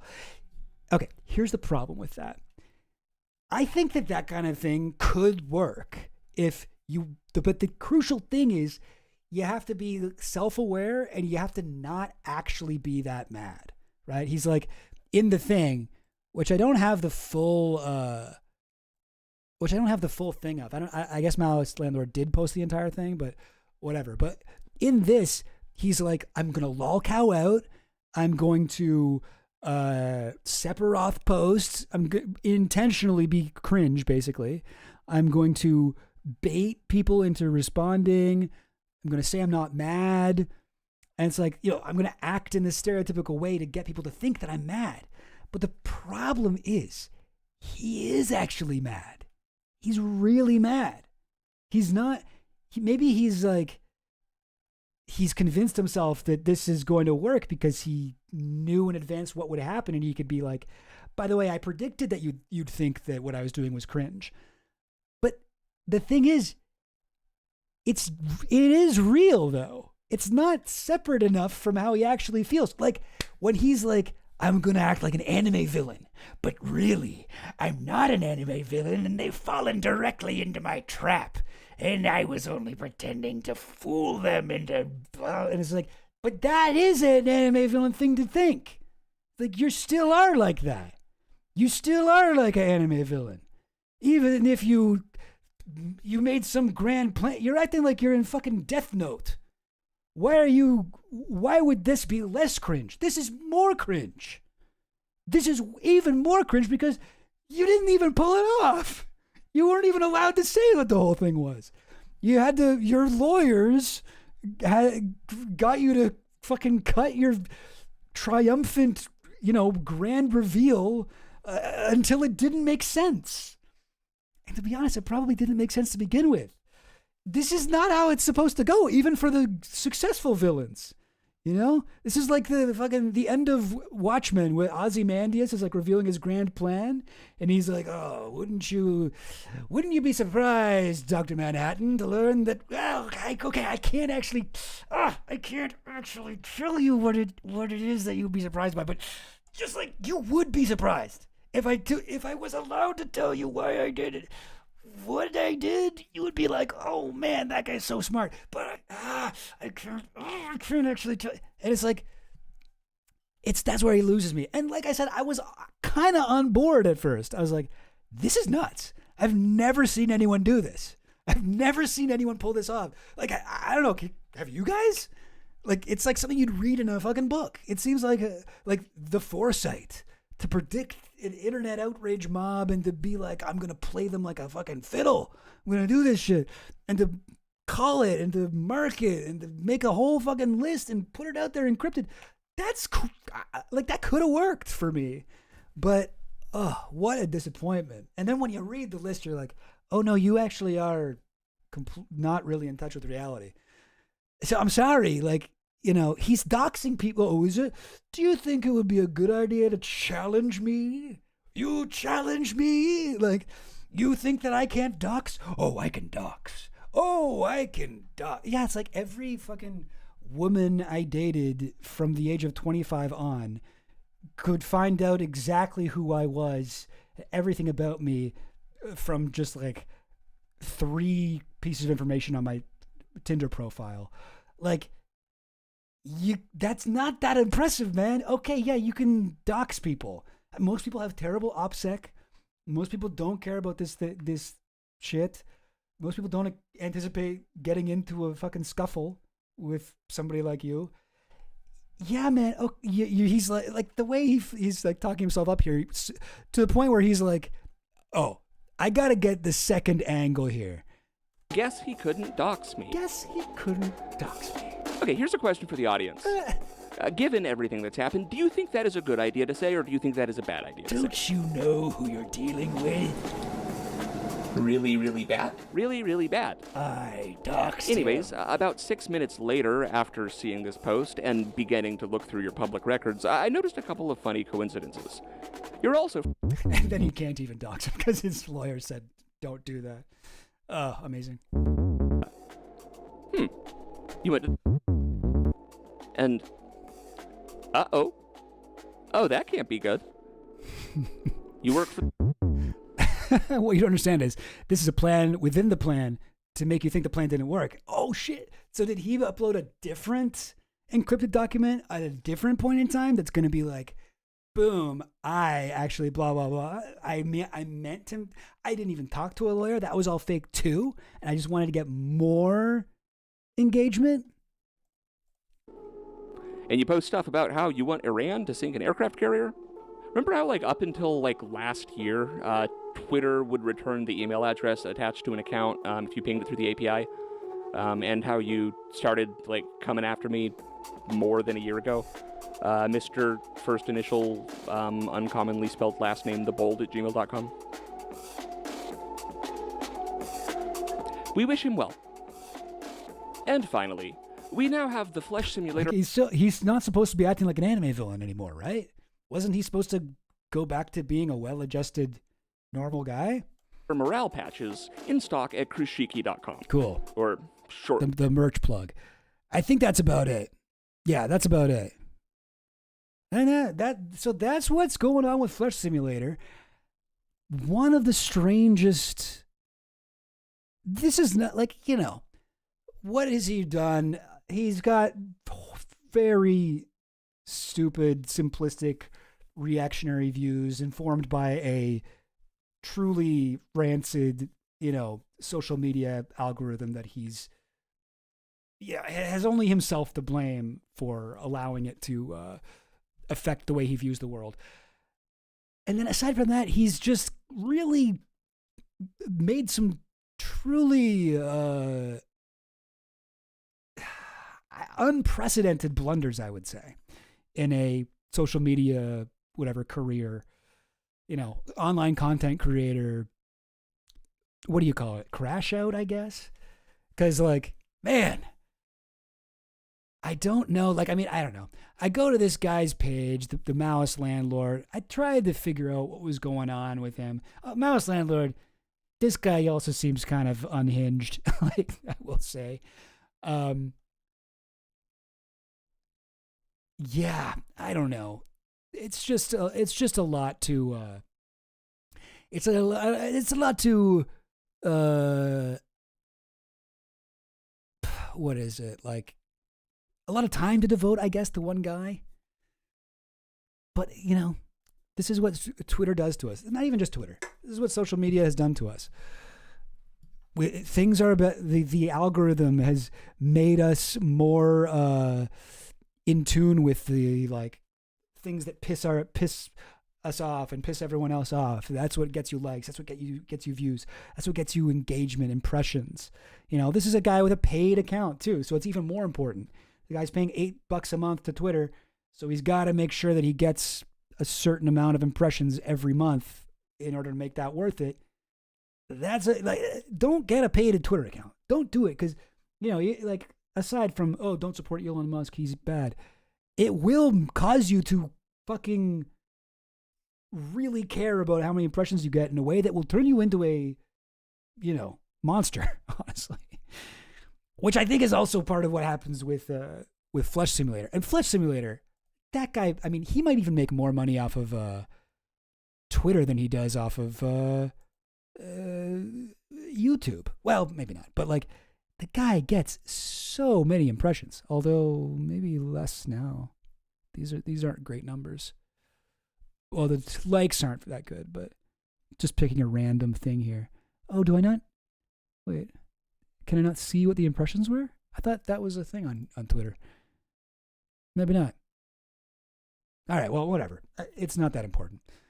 I could go into more of it. There's a fucking page on the Twitter drama wiki that goes over the Flesh Simulator versus Eigenkirkbot, which is Mouse Landlord thing.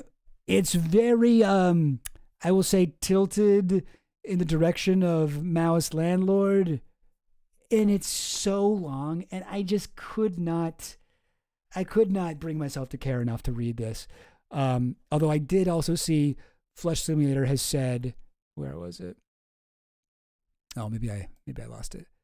But he did say in DMs that got leaked that apparently there's stuff on there that's not. Here it is.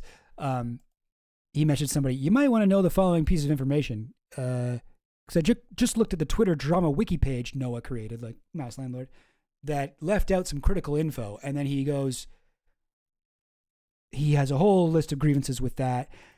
What's going on? I don't know. As far as I knew from before, Flesh Simulator said that this all started from people on the TrueAnon subreddit originally, doxing him, trying to get his family members fired from their jobs. And that's what made him go right wing.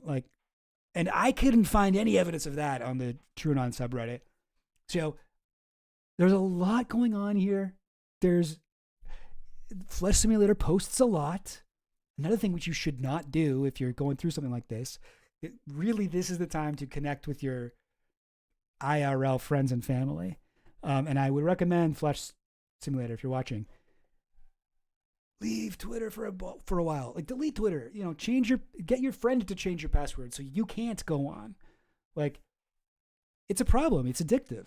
You can get addicted to this sort of attention, particularly if you're fucking getting paid for it. But oh god, I hate to see it because you can really see you can see what he was going for, and the way that it turned out is it falls so short of where he was going that it's almost like he fucking jumped in the other direction. I can't make up my mind if it would have been better or worse had he just not posted that second video and he just been like, you know what? Yeah, all of the blood stuff was real. I was serious about that. I can't make up my mind. I guess subtlety is a lost art. Flesh Simulator will be nothing like this. The Chevy Chase remake of Flesh Simulator, starring Chevy Chase as Fletch. TrueAnon is pretty toxic, even relative among subreddits. I can believe that as an origin story. Yeah, is it? I didn't know that. I don't know. Even Flesh Simulator has said I got nothing against the TrueAnon podcast. They're good, but their fans are the worst. So, I guess that happens sometimes. I don't know. Yeah, the Twitter drama wiki page. There's a whole other world out there. For real. For real. I did see him go on West Side Tyler's stream last night. Don't really feel... I thought the kid he initially had beef with was a Hasanabi editor. I think I don't know if this is true, but he seems to think that Maoist Landlord is a mod for Hassan. So, I don't know. But I don't even know if that's true. I haven't seen that confirmed anywhere, and I don't really care. I wonder how his podcast host feels about all this. Seems Flesh Simulator's break from reality started to become public around when the podcast first dropped. Is that right? Excuse me, because I don't know. I guess I haven't been paying enough attention to this guy. Something about Flesh I find fascinating is that he chose to publish his Vegas shooting video on $1 Million Extreme's website. Yeah, whereas Coop, who made a similar video, just said fuck it and posted it on Maine. Yeah, and I think his kind of excuse was YouTube will ban you if you post about the... And it doesn't seem to be the case. TrueAnon did an episode about the Vegas shooting that has been up for years. And I haven't seen Flesh Simulator's video. I kind of wanted to. I don't know if I really care to see it now, but yeah, I'm a Hasanabi head, but I'm not that locked into the background stuff. That's the thing too, is he's talking about Noah. He's as if everyone knows who that is. Even people who do watch Hassan don't know, I know all of his mods by not even by their fucking username, by their government name. Noah. Oh yeah. Like the guy is doing rough. He really sounds a bit like the Temple OS guy. Ooh, Flesh Simulator? Well, just because he's losing his mind a little bit. But Temple OS guy was kind of like also a racist. Like Flesh Simulator, he says the N-word, and what was his name? Terry something? Terry, I forget. But yeah, like Flesh Simulator, he's noited, whatever, conspiracy dude who says the N-word and seems to be quite racist. But Temple OS guy was also kind of like a once-in-a-generation genius, able to, code his own operating system from scratch. It's crazy. It's like that's like building a car from scratch or something, or like, I think people can. Terry Davis, thank you. Was talking about. Oh wait, did somebody send me? Oh okay, no. Sorry.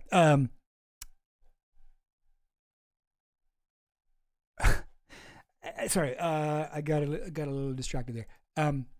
What was I saying? I was saying something about Terry. Oh yeah. Somebody compared the fact that he was able to code his own operating system completely by himself.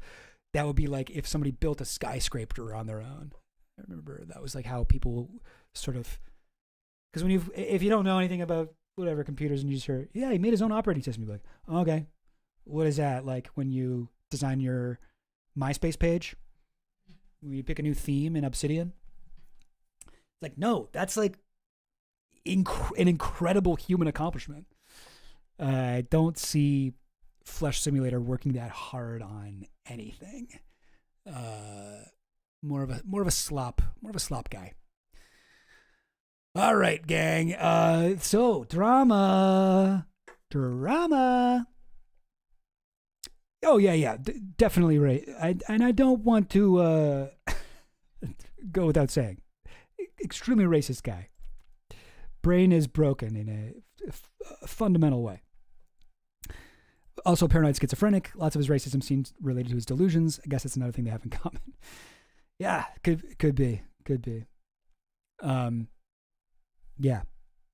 Temple OS guy. Also, where we get the term glowy from. That's where we get the term glowy to refer to CIA, whatever, alphabet boys, feds.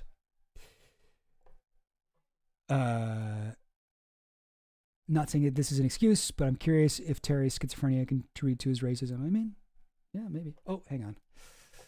My thing's doing the thing again. My thing's thinging. Hang on. Hang on now. Not getting my pop-up chat. There we go. Oh, there we go. Yes.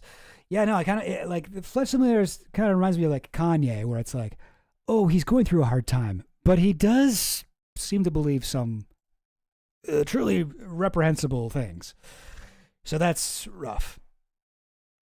Oh, Falconry Finance. What's up, man? What's up with you? You're I was going over some leaked DMs of yours. Is this Falconry Finance? The real Falconry Finance, or is this a pretender to the throne? Where was it? These ones. What's your take, Falconry? Yeah. UAE Exotic Falconry and Finance.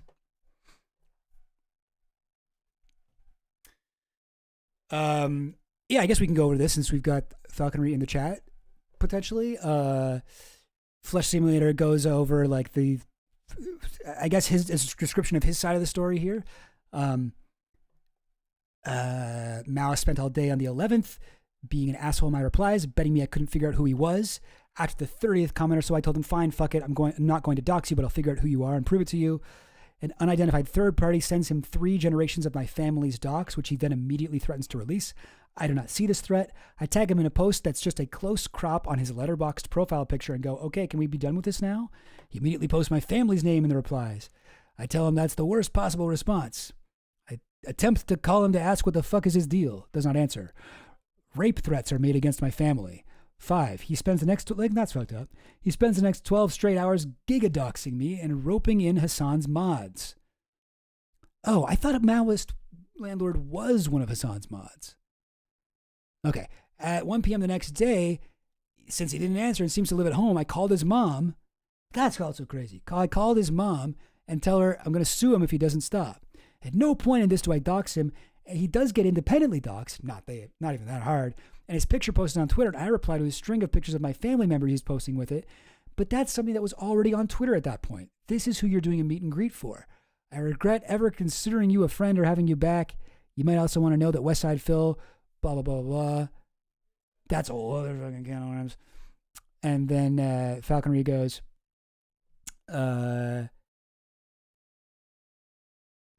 made some pretty big moves, chef.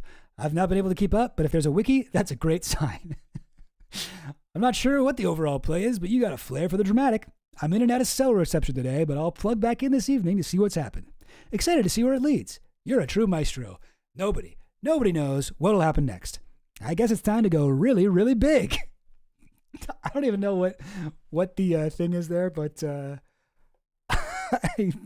find it hilarious the way that you're giving him enthusiastically bad advice. As your lawyer, I'm encouraging you to keep posting this shit.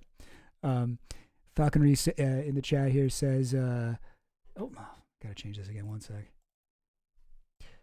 Pop up chat. Sometimes it does this. I think he's a fellow autistic, but he has gone to the dark side, and it is our job to take him down and destroy his ego. Oof. That's pretty harsh.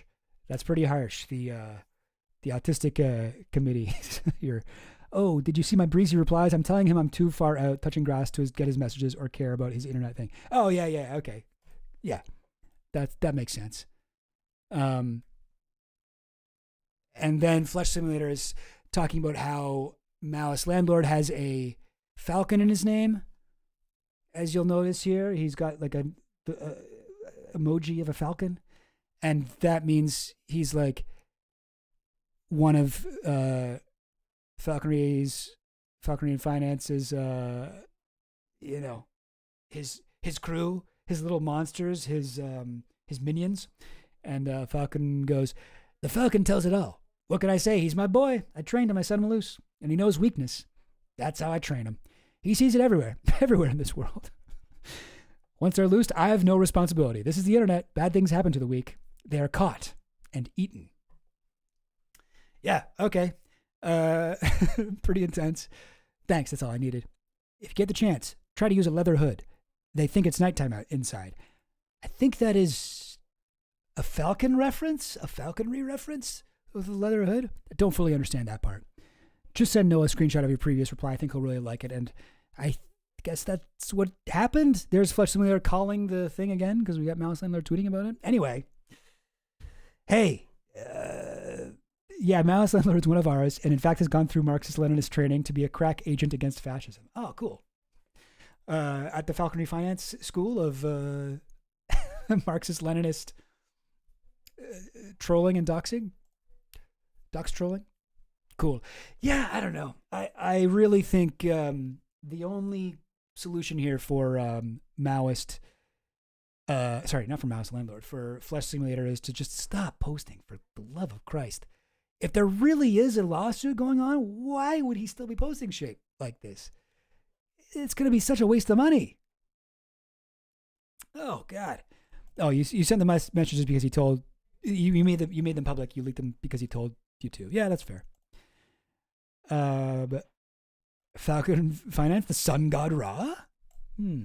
Horus? Ra Horati, the falcon sun god? Yeah, listen, I'm also pretty confused. I appreciate that you're like, he's kind of like spouting off at you and you're like, bro, I don't know what you're talking about. Who is giving you a list of like, here is exactly what went down? Because look, when you're going through something like this, and you really should be touching grass, but you keep posting about it, and it's hard. Like, I get it when you have like a lot of people attacking you from all sides. you sort of assume that everyone cares about the same things you care about.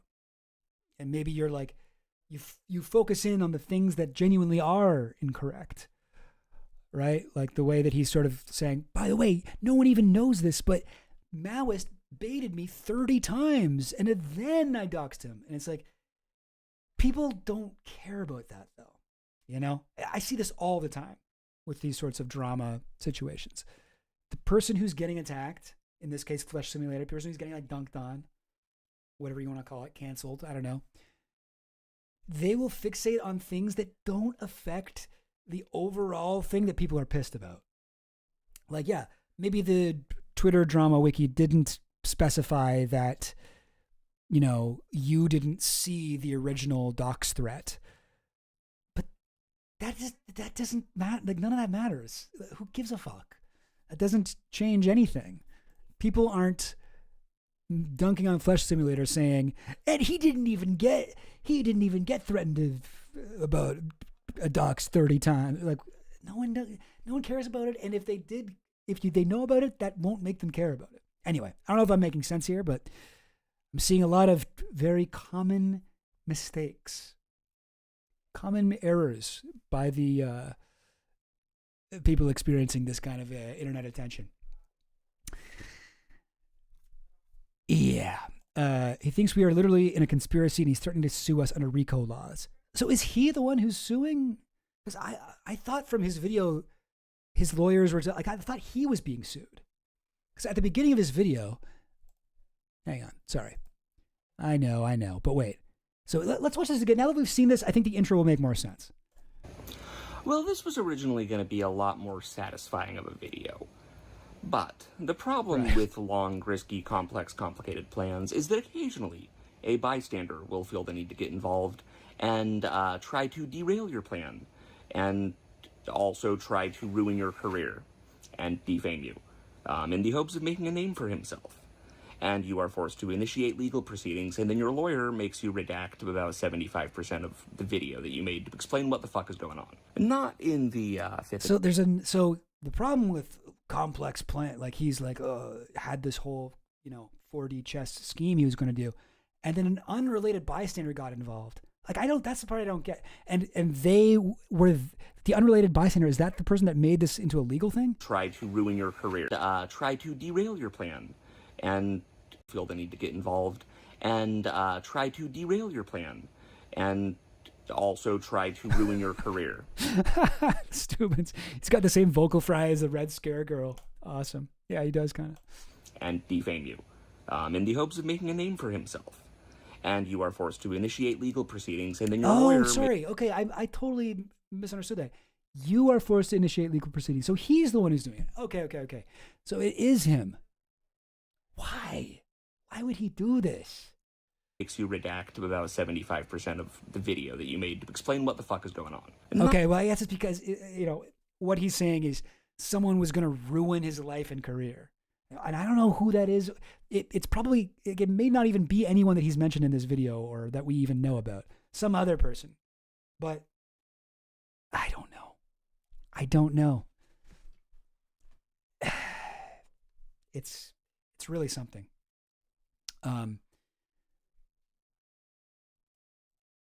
Is that what? Because he was upset that an unknown person doxed 3 generations of his family and sent that to Mouse Landlord, who then posted it. So, yeah, I don't know. It's all quite confusing. I wish that it had worked. I wish that we got the full video. I wish he hadn't initiated legal proceedings and he just thrown caution to the wind, because I would love to be less confused right now.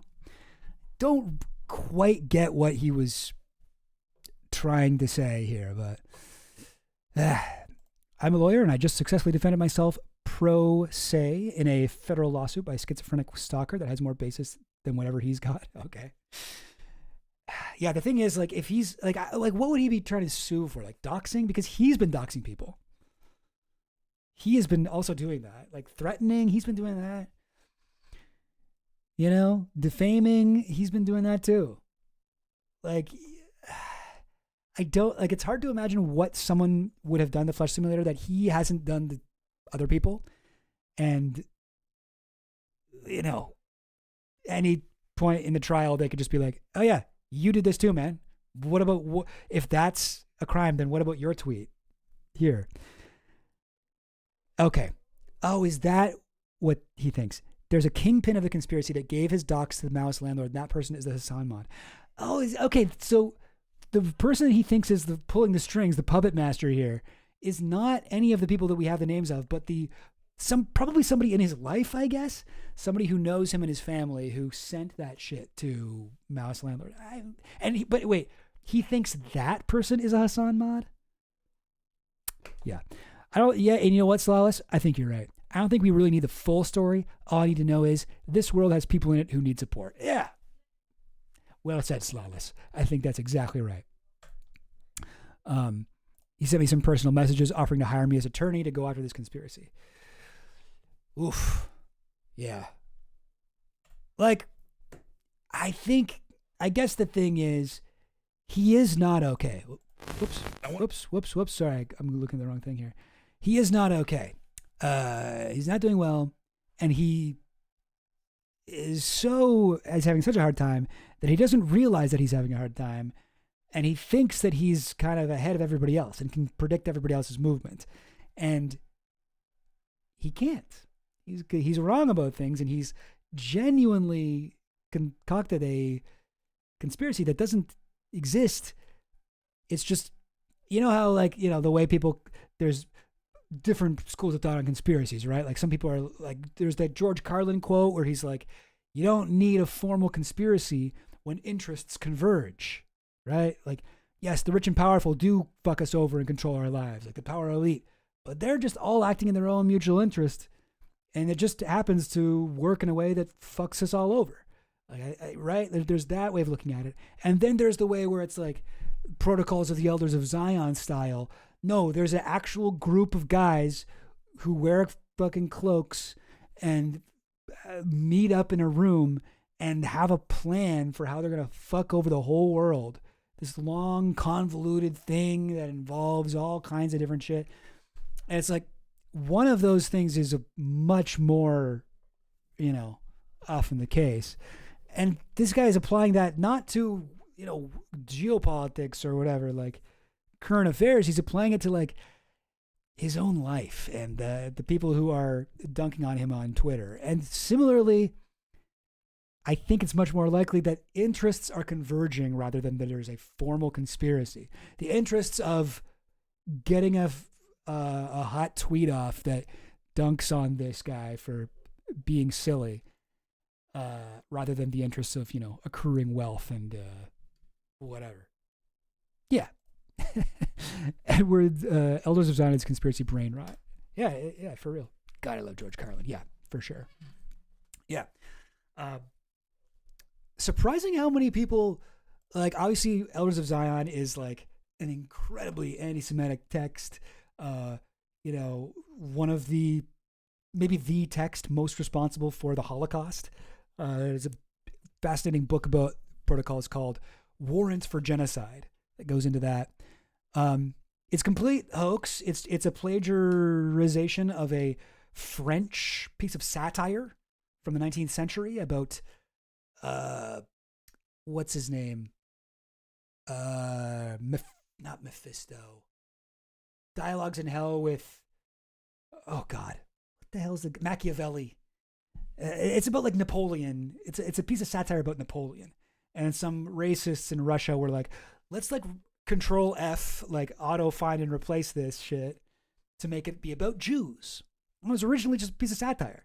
It's like if somebody took They Live and they used AI. You know, They Live, the John Carpenter movie. They took that and they used AI to make all of the monster guys Jews, and then said it was a documentary. That's what Protocols of Elders of Zion is. It's completely fake. It's like provably fake. But so many people believe it's real. And then there are so many people in the conspiracy, like parapolitics world, who are like, okay, that it's anti-Semitic, but it is accurate.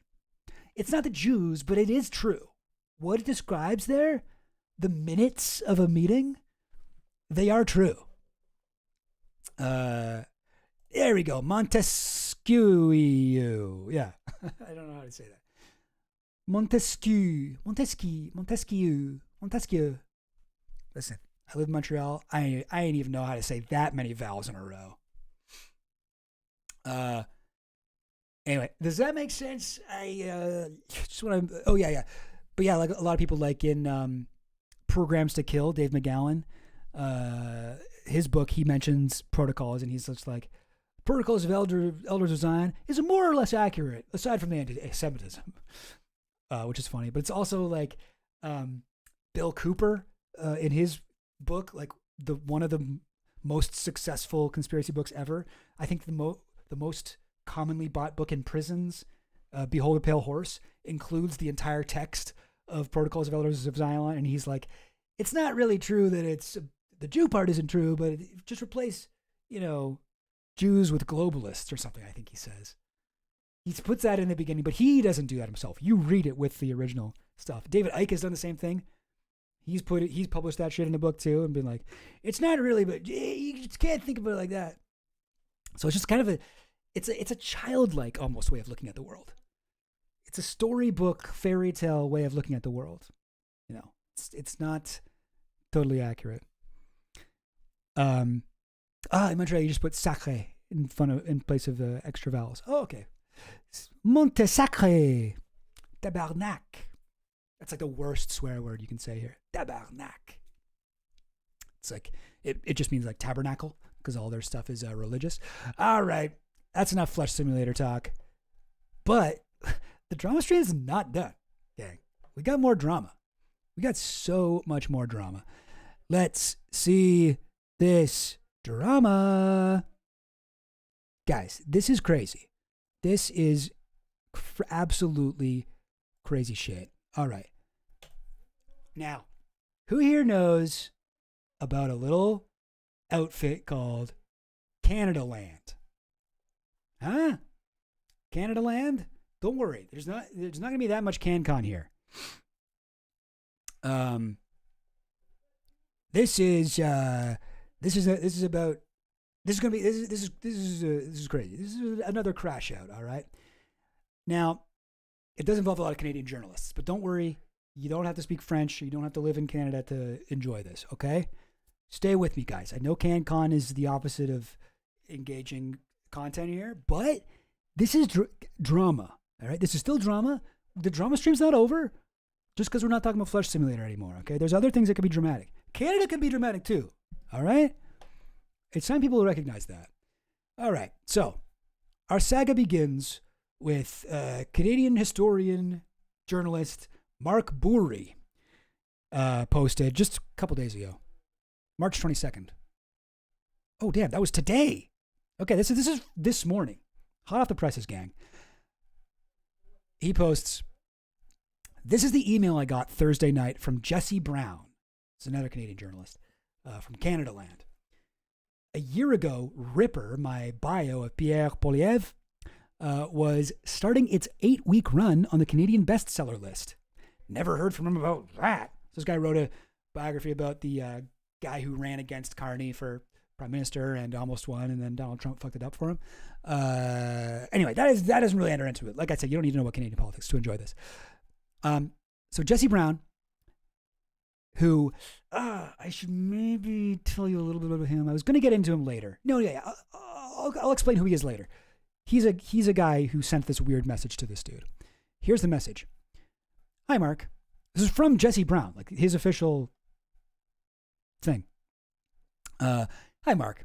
I want to give you a fair chance to respond to this, which will be cited in an upcoming piece. This is a pretty typical thing. This is like a respectful thing to do if you're a journalist and you're writing a hit piece on someone or whatever. I shouldn't even say a hit piece, but like if you're writing a piece that is negative about somebody, you send it to them as a courtesy before it's published, just in case they want to read it and respond, right? You give them the opportunity to do that. So this is not weird to do, right? This is normal. I want to give you a fair chance to respond to this, which will be cited in an upcoming piece. Link. Is end of day tomorrow, 5 p.m. Eastern Standard. Enough time? Thanks, Jesse. Totally normal email. What's not normal is, what happened when he clicked that link? So what happened when he clicked that link? It went to this page. And all it had on it was a photo of Mark Bourrie in high school. A picture of him, and that's it. That's all that was on the page. Well, not all that was on the page, but all that it appeared that this was all that was on the page. I want to give you a fair chance to respond to this, which will be cited in an upcoming. What is there to respond to? Yes, this is what I looked like when I was 16. And the guy's old now. I don't know how old he is exactly, but he's old. And Mark Bourri goes on, when I clicked the link, it took me to a page with a 50-year-old picture of me. Okay. So he's like 66 or something like that.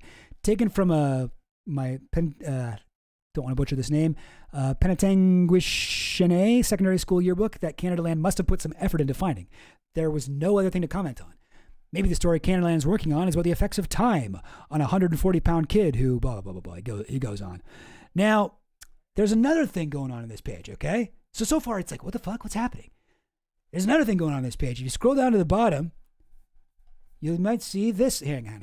I got to make everything bigger. Come on now. There we go. Scroll down to the bottom of the page, you see this little thing. This little pixel widget. Tip. And if you look at the code, right, you get this. Web stats. TraceMyIP.org. TraceMyIP.org. This is a trusted private website visitor IP tracker. So what it seems like, okay, so far, what the heck is going on with this? He sent the guy an email, which is, this is like, you know, you're getting this link from like a major journalist, you know, independent journalist. You're going to want to click on this. I want to give you a fair chance to respond to it. And then when you click on it, there's a secret thing that's tracking your IP. Bizarre, right? Bizarre. What is going on here? So odd. Also, shout out to this dude, Edward Rowe, which is where I got, who did a lot of work compiling all this stuff I'm going to go over here. But yeah, trace my IP. That's what's on there. So weird. Okay, it gets weirder. Because from there, we get another Canadian journalist, independent journalist. Several people, including me, have been sent similar links to deleted Canada Land pages that apparently all have these IP trackers. What the fuck is going on over at Canada Land with Jesse Brown? So Canada Land, the official Canada Land, like the official Jesse Brown email, was sending out to a bunch of mostly leftist Canadian journalists, right? Getting their, like, tracking their IP. Nora Loretto. I know Jesse Brown's entire feed is now just propaganda for the UJA. What does that stand for? I always forget. But they're like a Jewish organization. They're big in Canada. I think they're in the US as well. But they're extremely pro-Israel, extreme Zionist. Okay, it's a phishing campaign, right? Oh, yeah. Oh, sorry. Oh, hang on. Gotta do my thing. Gotta change it up. I gotta switch it up on him. Hang on. My pop-up chat's not working. You guys don't even know what I'm talking about. Lakehammer question, what is this program you're using to visualize these tabs of drama? This is Obsidian, and I am a massive evangelist for this program. It is the best. It's so good. Very, very good program. Now, all of these guys, so here's another one, Alex Kosh, they were sent to the Maple as well. Maple is like a leftist Canadian periodical. Nora is one of the few people here who actually, you know, I listen to her podcast and like read her shit. Also, Rachel Gilmore's good too. And the Maple, I read that. I mean, I guess I read most of these guys. I will say though, this dude is kind of, I mean, he's a historian. Apparently he's done good work. I haven't read any of his books, but he's not a leftist. I think he's kind of like an enlightened centrist type. To be honest, from what I can tell, he seems to have weird politics. So he's a little bit of an odd man out here. Luc Lebrun, Scott Martin. This guy, some of you may know as the YouTuber Pinko Punko. Yucot Scott. I don't know if he rebranded. I haven't really kept up with him. But he also got one of these. Email I received with tips that read to private URLs. Lebrun, Karen Pugliese, the indigenous journalist, also got one. And then there's this. Okay. This is a DM on the r/CanadaLand subreddit from a mod. This is from one of the mods on r/CanadaLand. And this was sent out. Oh, by the way, I should mention, I don't know if anyone else posted like a screenshot of what their message was, but they weren't all like this. Like they were just like tantalizing links, right? And now this one's like, this is from, this is just to somebody who uses the r/CanadaLand subreddit. They got this from a mod there. Hi, I'm sending this question to top posters on this sub to get some advice. I've been made aware of 4 unlisted pages on CanadaLand.com. I'm not sure they want them to be made public. Here's one of them. You think it's okay to do a post about it to the sub? Like, imagine you are just a user of the sub. You're just somebody who's posted on the subreddit, and you get a message from the mods being like, hey, you're just reaching out to all the top posters. Found this weird page on the CanadaLand website. It's not listed, and it's kind of weird. Check it out. Like, what do you think? Should we go public with it? And it's like, that is a weird ass fucking DM to get, right? But it's just like, it's, I guess, supposed to be intriguing enough that you would click on it. And, but it's bizarre. And it goes to another one of these the IP trackers. Like, so phishing scam, scam, like whatever. My first inclination with all this was like, okay, it's a scam, right? They're hacked. But no, they're not hacked. This is on the official, like, CanadaLand website. So that's one thing to hack. This is from Jesse Brown's official email. It's another thing to be hacked. And this shit is from the fucking mod of the r/CanadaLand subreddit, which is not run by CanadaLand. This is a subreddit run by, like, I don't know, guys, like people, like it's not an official thing. Okay. So what the fuck is going on? Everybody was like, what the hell is this? What is happening here? All right. So we got to go back to this. Mark Burry. Now he had posted a few days earlier. I'm going to follow this little red thread here. Jesse Brown this is March 19th. So this is 3 days ago. Jesse Brown called me at 11 p.m. to accuse me of posting on CanadaLand's subreddit. And this is a phone call. So this is not an imposter. This is a guy. This is like the guy. This is like the main guy at CanadaLand, Jesse Brown. And he called him on the phone. So it's him talking. His phone number, his voice. And he's saying, you're posting negative things about me on the CanadaLand subreddit. And Mark Burry goes, for the record, I have never posted on Reddit. I've never had a Reddit. This guy's like almost 70, right? I have read some Reddit threads after finding them on Google. I have never seen the CanadaLand subreddit. So this is like an accusation. You're doing this. And he's like, what? Okay, that's nuts. And now we got to look up at this. So Edward Rowe again is commenting on Luke Lebrun's thing here. Considering Mark says Jesse sent the link to him and asked him to comment on it, and previously Mark stated that Jesse said he was attempting to uncover a non-Reddit posting, he may have been attempting to fish for Mark's IP address for a comparison or something. And then Luke says, I hope this is for a story about how every single r/CanadaLand user is associated with Mark Burry's IP address. Okay. And now, so this is where we finally start to get an explanation here. So this was a post about this on the r/CanadaLand subreddit. CanadaLand website IP tracking to reveal subreddit users. All right. Now, this is like the one mod of r/CanadaLand. Do they have a list of mods? Not that I can see on here. Or do they? Maybe not. No, I don't. I guess not. But I think this is like this is the one mod that I know of.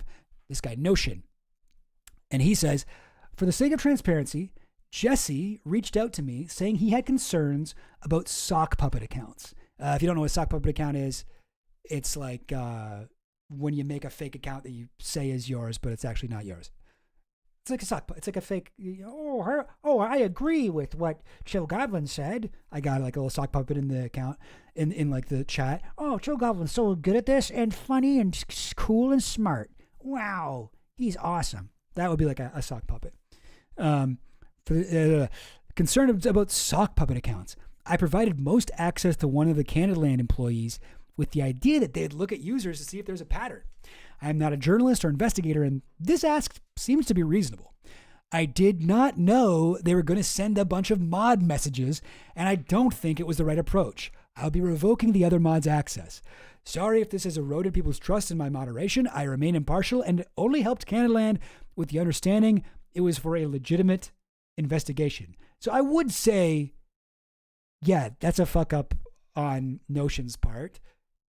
If you're supposed to be impartial, you shouldn't be, sharing shit with like giving mod access to, the Canadaland guy. That seems to be an error, but they didn't know what he was going to do with it.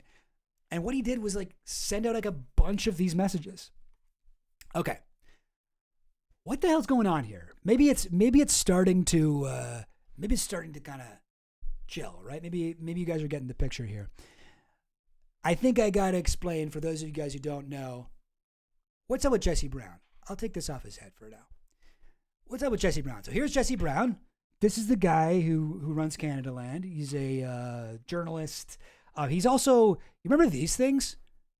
Bit strips, Bitmoji, whatever it was called. He like was one of the guys that like ran this company. He's like one of like the 3 guys that ran the Bitmoji company. So that's, I don't know, that doesn't really have anything to do with it, but I just think that's funny to mention. I looked for a Bitmoji that looked like him, and this is the closest I could find. I didn't look that hard. But yeah, there he is. And he runs Canadaland, which is a program that has done some good work, good journalism. They were the guys that broke the Gian Gomeshi story scandal. If you are Canadian, you know about that. If not, don't really have time to go into it, but they were the guys that broke it. They did the White Saviors podcast about the We charity scandal. Really, really good podcast. Very, very good work. My favorite Canadaland podcast is called Thunder Bay. The first season of it anyway. This might still be my favorite podcast ever. So well done. It's an intriguing story, and like basically it tells a story of the city of Thunder Bay, Canadian city, that is basically like a fucking Canadian version of Epstein's Island. Okay? It is so there is a legitimate like small city conspiracy of like, locally elite pedophiles running the government, the police force, murdering children, murdering like indigenous women. It is so fucked up. And he uncovered shit during this that Ryan McMahon, I believe, is the name of the guy who did this one. Anyway, off topic, but I just want to say Canadaland has done good work. And I know I can say my mom, Canadaland is like the one content creator that she does support on Patreon. Like they're big. They're big. What about Peter Nygard? Yeah, I mean he's arguably Canadian Epstein. But no, Thunder Bay is listen to this podcast. I actually don't recommend. There was I think an HBO show based on it. I don't recommend that. Listen to season 1 of the podcast. It is a jaw-dropping, the amount of shit that he was able to find. And for some reason, they don't include it in the TV version, which I found really frustrating. Some really, really wild stuff there. But, so he's done good work. Generally, Canadaland, I think it started out as kind of like a media criticism podcast. Canadaland itself is a podcast, but then Canadaland is also like a brand that covers other podcasts like these. They got like the Canadaland symbol there. But Canadaland is its own podcast, which is sort of functions as like I think it was originally kind of trying to be like a media criticism, where they would look at, here's how this news company covered this issue, and let's talk about why that's not exactly honest, or why there's problems with that, or blah, blah, blah, blah, blah. And I wasn't a regular listener to it. I think my mom's listened to like every single episode. Sometimes she'll send me some. I have certainly listened to a few that I thought were really good, some that I thought were whatever. Like, you know, it's a whole thing. Did any of this result in arrests? I don't know. I'm not 100% sure. Brothel in Twin Peaks was in Canada. Yeah, French Canadian, I believe, right? But anyway, so here's the good. Okay, he brought some good things to the world. Also, Bitmoji. I mean, I guess Bitmoji's fine, but I don't know. This is like when the world was ready for AI art, but we didn't have it yet. There was Bitmoji to scratch that itch, to hold us off until we got AI slop. All right, now here's where I gotta tell you about the fucking unfortunate fall of Canadaland after October 7th. Okay, when Jesse Brown went so hard against anything pro-Palestinian or anti-Zionist, it sort of like infected his brain. I would say in like a similar way to like, what's it called? Like I guess I could compare it to like a lot of the British like transphobe like TERFs, like J.K. Rowling, where it's like they have one issue, like they're mostly fine, and then there's one issue they're so fucked up about, right? Like, but then they make that their whole thing. And Jesse Brown made being like a complete like bootlicking, I don't know, simp for the IDF and for Israel, that it just overtook everything else about his life, and it's the only thing he ever posted about. It became like a obsession of his. And the Canadaland Union had to make a statement. This was in December 14th, so a few months after October 7th, and he was immediately going way too hard, attacking people who worked for him, like blasting them in public on Twitter, being like, this person supports Hamas. They support Hamas. They got fired. Never hire them again. You know. And the Canadaland Union, it still took them like 2 full months and an extra week to say anything about it, but they did. You know, credit to them. They did say, "Yo, this guy is fucked, and we don't agree with the shit he's saying." He's published a series of misleading and targeted statements. This is their boss. He wrote a piece about one person, Shri Paradkar, in the Toronto Star. Not Canadaland. This is like traditional media. This is like newspaper shit. And he's always talking about, oh, there's a rise in anti-Semitism. Oh, you guys are ignoring the rise in anti-Semitism. Although his stated intentions have been to bring attention to the recent rise in anti-Semitism, we believe that the manner in which he's done this has been irresponsible and has made it more challenging to do the kind of journalism that we believe is called for at this moment. And he was like, we're not doing any pro-Palestine stuff. No, cut that. No, we're going to have a pro-Palestine person on the podcast. No, they're not coming on. We're canceling that one. We're doing that. We're supposed to do this. We're supposed to. And like, he took control of this. Of like a genuinely like good, I would say, like, you know, journalistic outfit. He took control of it and like made it into a literal genocide apology, like fucking outfit. It really is a shame. Like this isn't a screenshot. This is like his current page. His pinned post is about a documentary he made, I guess this is not a documentary. I think it's an advertisement for a podcast he was making about how it's basically like he shows a bunch of people being anti-Semitic and talks about how being Jewish in Canada is 9 times more likely to be a victim of a hate crime compared to the United States, which really, that's okay. I mean, I don't know where that stat's from, but it's a lot of like showing people at protests with like anti-Semitic signs or chanting anti-Semitic things. There's one clip in this I know where there's like a guy doing a like Hitler salute at a rally, and you even see in the thing he immediately gets like reprimanded for it. Other people are like, dude, what the fuck are you doing? But then Jesse Brown's like, see? I told you. This part.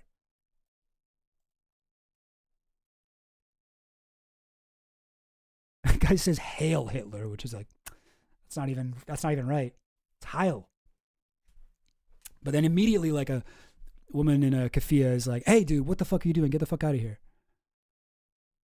Hey, like, anyway, so like that's actually, he accidentally put in what's actually going on here. Don Cherry, a Mark Mass gravesite, into the firing of Lisa LaFlemme. Okay, none of this has to do with the, okay, here we go.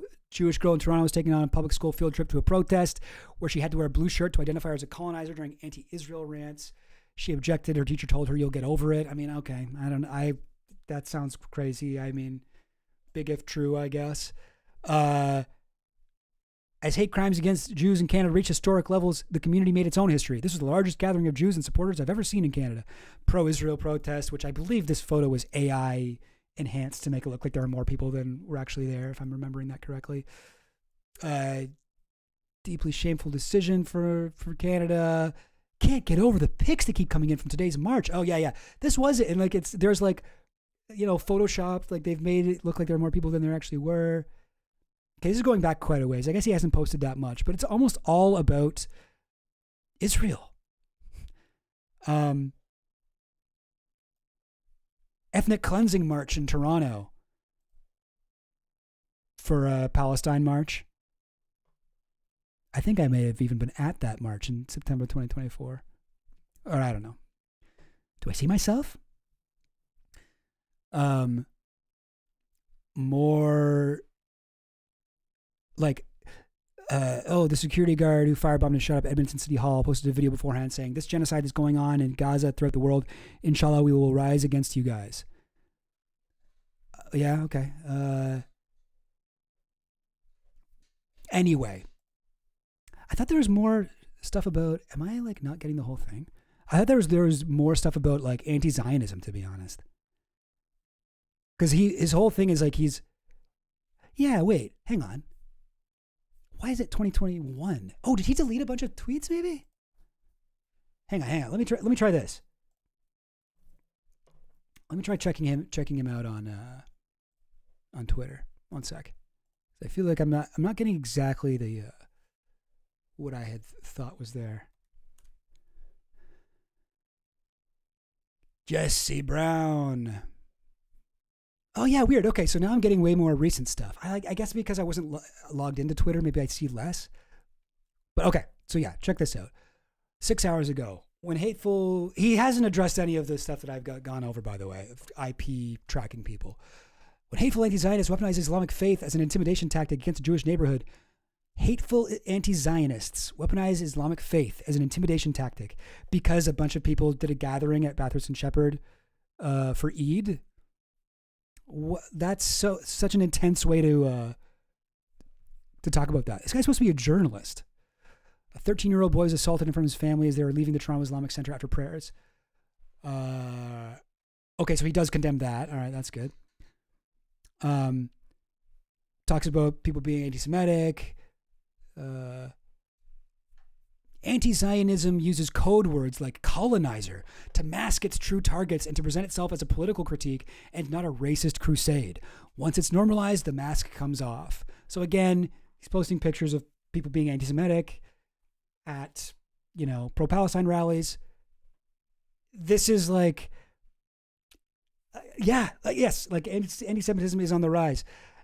Yes, you're going to see some shit like this at pro-Palestine rallies. Let's assume that these people aren't like, plants.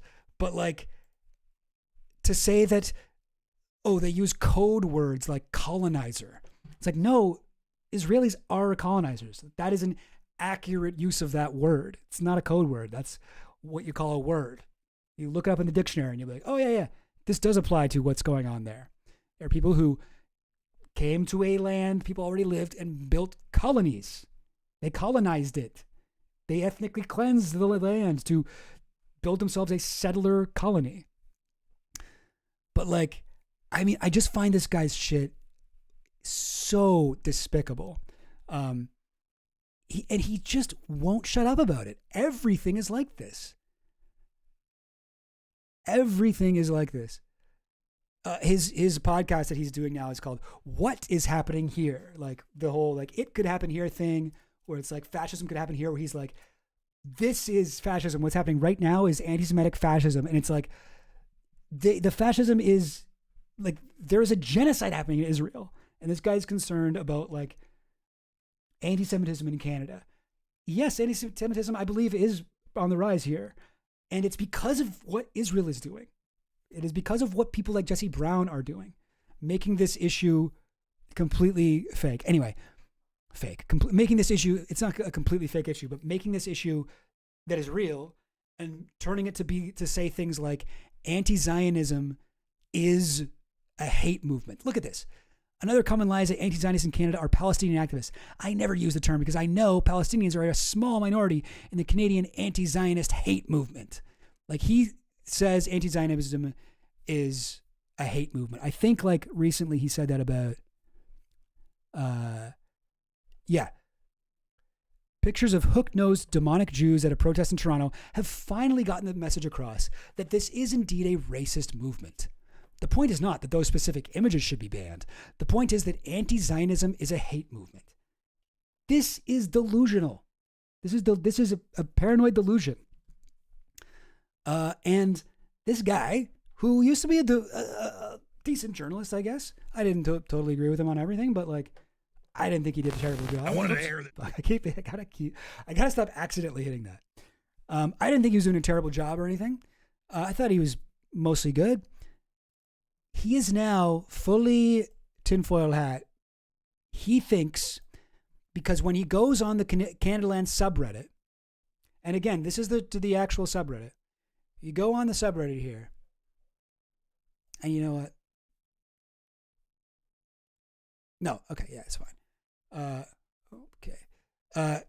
All of this shit. So here's like just like the front page right now. Some of the public fallout from Canadaland's phishing of journalists and Redditors. So, you know, that's what we're just going over now. But like alternatives to Canadaland. It's like, it's one of those subreddits that's like, that you can tell that whatever it's for has fallen off. Because the whole subreddit is people being like, excuse me. The whole subreddit is people being like, yo, Canadaland sucks now, eh? Yo, what's everyone using to replace their Canadaland viewing? Like, what are we all doing? What are we all doing now? Oh God, I'm having such a hard time with this. I just reached my breaking point. Hang on, let me make this smaller. That might help. I didn't mean to click on this. But yeah, Zionist Jews were holding posters depicting all Arabs as rats at the protests in Toronto for months. Why is the Canadian media and Jesse Brown pretending like this isn't happening? And I believe this is a parody of like a specific Jesse Brown tweet where he says exactly this, but about Palestinians. And it's like, yeah, like that's brutal. But Jesse Brown doesn't care because he's racist. The fallout from reporting on white nationalism in Canada. What is legally this is 12 hours ago. What is legally preventing ex-employees from publishing a tell-all podcast? The downfall of Canadaland is almost as big as the takedowns that Canadaland participated in. Like, it's like, you know, people went to Canadaland for like this good, Canadaland reporting really is terrible. Because it used to be good, but now it's become this totally focused on this one fake fucking thing. This one delusion of one man who swallowed too much Hasbara and is now completely compromised as a journalist. Anyway, but yeah, so here's what happened. Here's what happened. If you're confused here. Also, so all of the people that I mentioned here, You know, all of the people that got their IP trackers are all anti-Zionist reporters, except for Mark Bouri. His thing is that he's weirdly pro We Charity. So again, like I said, this guy's got weird politics. If you know about the We Charity scandal in Canada, this is what the Canadaland podcast White Saviors was about. These like bizarre like boy genius kids, the Kielburgers, the Kielburger brothers, Kiel Bros, started this charity that was like saving the African children, and they had all these fucking massive concerts. They involved the Trudeau family, like Justin Trudeau, Sophie Trudeau, whatever, did like speeches and shit. They would have like Katy Perry would come, the Muppets would come. There was like massive concerts, and then they were running like an exploitative, like evil charity where they're funneling all the money to their own personal brand. They were getting like high school students in Canada to volunteer for free and like sleep on the floor in this giant room and basically live as like slaves in Canada and go out on the street with clipboards and try to get people to donate to We Charity. And it was just a massive corruption thing. They tried to do an assassination. There's a recording of them talking on the phone, trying to get someone to conduct an assassination in, I cannot remember the African country, but they were trying to murder people in Africa. And massive scandal, very bad for Trudeau. And Mark Bouri, he's got a hot take that that's all bullshit. Interesting to hear Jesse Brown this week trying to walk back his hand-in-glove involvement with Pierre Poilievre in the destruction of We Charity, something that cost hundreds of kids in Kenya and other parts of the world and education and clean water. So he's a We Charity truther. But so like these are all journalists who Jesse Brown was like scrolling the subreddit and being like, wait, why does everyone hate me? Why does everyone hate me? I know what it is. These are all sock puppet accounts of journalists who hate me.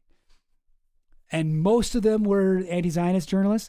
And then the one guy is like a weird Kielburger brother stan. So he lost it. He lost his mind. And I mean, I'm sure they were planning to do a big expose with this. Like it would have been something if they had found out. Oh yeah, no, we targeted 10 journalists and then we got 200 of these specific people on the Canadaland subreddit who we think are meanies. And it turns out those 10 journalists, they are controlling all of those accounts. Like that would have been one thing. I guarantee you that's not what's happening here. Oh, do we ever think he looked at the subreddit before then? Oh, I think for sure. I think for sure he did. I think he has probably been obsessively checking it. It's so unfortunate. It's a very like Ethan Klein type crash out. Not just because of the Israel thing, but you know how Ethan gets very conspiratorial too about like the Snark subreddit or whatever. But like this is not the Snark subreddit. This is the main Canadaland subreddit, so it probably hurts even more. Like this used to be a subreddit of Canadaland fans. It's like you rarely see that happen. With the Dave Rubin subreddit that happened, where it started out being a Dave Rubin fan subreddit, and then it turned into like, oh, this guy sucks, eh? Let's share all the ways that he sucks. Like that's what it is now. Anyway, gave him a tinfoil hat because he had a whole theory, and he really he had to know. Like just the fact that he didn't even try to make this look like it was an actual article. He put this is like a troll move to put up this photo of the guy. He had to know it would take these journalists it took them less than a day to figure out exactly what he was doing. So you had to figure he knew that would happen, but he was just so sure of himself that he was like, it's worth it. Yeah, people will be pissed, but when I post my expose, then they'll see. And I'm sure when he got those IPs, he was like, oh. I mean, maybe he found out that some of these guys have like one account that goes on the subreddit, maybe. But overall, yeah, so the H3 Snark was all former fans who got banned by Ethan. So the H3 Snark subreddit, was that so was the original H3 subreddit, is that run by Ethan? And so he got to ban people? Because I guess that would be the difference here, is that he doesn't control the Canadaland subreddit, so he couldn't stop it from turning into a Snark subreddit, I guess. Essentially, the H3 subreddit would have gone the way of candlelight if not for heavy moderation. Okay, gotcha. Yeah, it seems like the mod on here was like, hey, I'm impartial. Whatever you guys want the subreddit to be about is what it's about. And then he just gave mod access to whatever, Jesse Brown for some reason. But yeah, it's quite sad. It's quite sad because they have done some good work and they have unearthed some like actual things. But then we got this case with a guy who's losing his mind. The plan would have made sense if it was used in a different way, I gotta say. And they used their actual cred. Like Jesse Brown used his own email account. How is anyone supposed to trust any email, any link that you get? Like, you are going to have to send links in the future, man. Did you not think of that? You are going to need to message fucking other journalists in the future and send them links. Why would you do this? Why would you compromise yourself? God, and I've seen people being like, oh, he's Mossad, he's this, he's that. He's not. That's the sad thing. He's doing this because he really believes this shit. He did this to himself. If this was a Mossad thing, Mossad doesn't need Jesse Brown to use his actual email to get your IP. You know what I'm talking about? Mossad's got like Palantir and shit. They do not need this. It's brutal. It's brutal. It's sad. It's barely concealed, you know? Like the bottom of the page has the fucking logo of the IP tracker. Oh boy. Gang. Anyway, massive L for a guy who I used to have respect for. And I will say though, pretty cool how quickly these Canadian journalists figure this out. Like, this is all today. This all happened. This original post of this bizarre email from Mark Burry, that was today. That was this morning at 10 a.m. So, yeah, I'm guessing the timeline on that was a little quicker than the fine folks at Canadaland were anticipating with their phishing scam. But, jeez. He put up fake pages. That's something that can be suspected at all times. It's so nuts. Yeah, you know, this dude was up at 4 a.m. convinced he figured everything out and all he had to do was prove it. It's such an unfortunate thing, and it's such a common thing with conspiracy theorists. This is also what happened with fucking Fletch Simulator. Conspiracy theorists, because they believe that there are conspiracy theories, right? They do them themselves. Like the Trump administration. Trump himself is a conspiracy theorist, right? Believed in the fucking Obama birther shit. That was like his thing. The Obama was a Kenyan, whatever. He talks about the CIA. I think he mentioned the CIA, or at least the State Department, in that interview. I think early in his first presidency, he was like, "Oh, you think we're so good? Look at the CIA." Like they're talking about Russia or something like that, and he's like, "Yeah, Russia's fine. I mean, you think U.S. is are angels?" Like he's like, talking about that. Which not to say that that's not true. The CIA is evil, but like, then you look at the shit that Trump actually does. Like Trump does conspiracy theory shit. Like shit that has only ever been dreamed of. Like you see, like Stephen Miller, even with I'm constantly noticing all these fucking like dog whistles in the same way that conspiracy theorists will be like, oh, look at this secret message hidden in the dollar bill. Symbolism will be their downfall. And you're like, why would they ever put clues in there? And then you've got like Donald Trump erects these massive flagpoles and they're 88 feet tall each. 88. They're 88 feet. Never mind that number is like a white supremacist because the 8th letter of the alphabet is H. It's like HH Heil Hitler. Oh, no. It's just 88 feet. No reason. There's been so much fucking like 88 shit. Like not just that. There's been like, they actually do shit like this. And then you look at Nixon, another conspiracy theorist. Nixon was fucking big into conspiracies. And when he got into office, he's doing like Watergate shit, like actual shit. And I'm not saying that, other presidents weren't doing conspiracies. They were. But the guys who are conspiracy theorists themselves, who then find themselves in a position of power, they are the ones that actually do this. And you see this with like Flesh Simulator trying to do this whole fucking master plan. You see this with Jesse Brown, who believes that there's all these, this Iranian cabal or something, whatever he thinks is happening, infiltrating Canadian media, and he's got the plan to source them out and does this like basically scammer tactics in order to prove something. Exactly. Time for my favorite part, the clues. If you have a hammer, everything becomes a nail. Yeah, exactly. Gang. But yeah, this is a weird one. This is a weird one. A rare bit of Canadian content for this. Hope you guys enjoyed.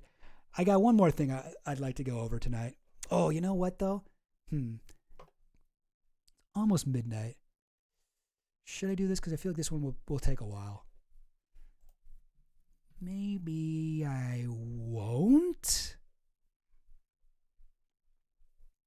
Maybe I won't. The other thing isn't even really drama. I don't know. What else can I talk about? What else is in the news? I'll stay on for another half hour now that I'm a drama YouTuber. I don't know. You guys tell me. Is there any Oh, I haven't read this. Secret Agenda by Jim Hogan.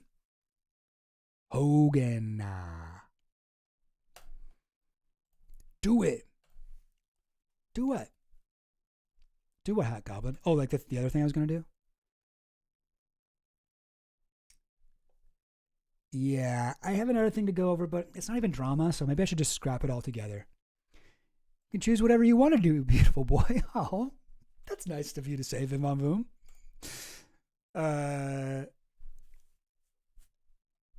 Yeah. Oh, interesting. Oh, the theory that the Watergate was flubbed on purpose. Almost the amount that they fucked it up, it almost seems like that's true. But what would the purpose of that have been? Were they trying to hurt Nixon?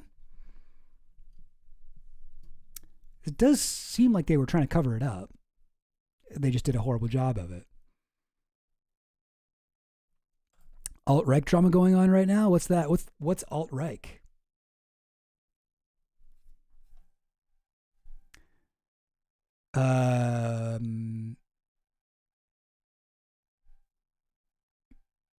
Grape soda, my favorite emoji that I never use for some reason.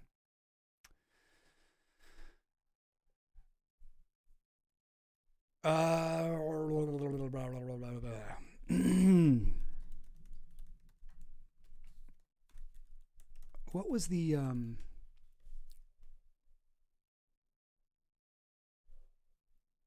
yeah. Okay, hang on. Here's something. Just what I was talking about before. This is a tweet from Homeland Security. A heritage to be proud of, a homeland worth defending, American progress, John Gast. So this is like a painting glorifying like ethnic cleansing of indigenous people. It's tweeted out by Department of Homeland Security official account here. A heritage to be proud of, a homeland worth defending, American progress, John Gast. Now, let's count the words here. 1, 2, 3, 4, 5, 6, 7, 8, 9, 10, 11, 12, 13, 14. 14 words. Interesting. Now, what are the 14 words? I mean, I'm assuming that probably a lot of people know about that. What the 14 words are? Is it going to say in this article? I assume that it will. Where is it? I forget what the fucking thing is.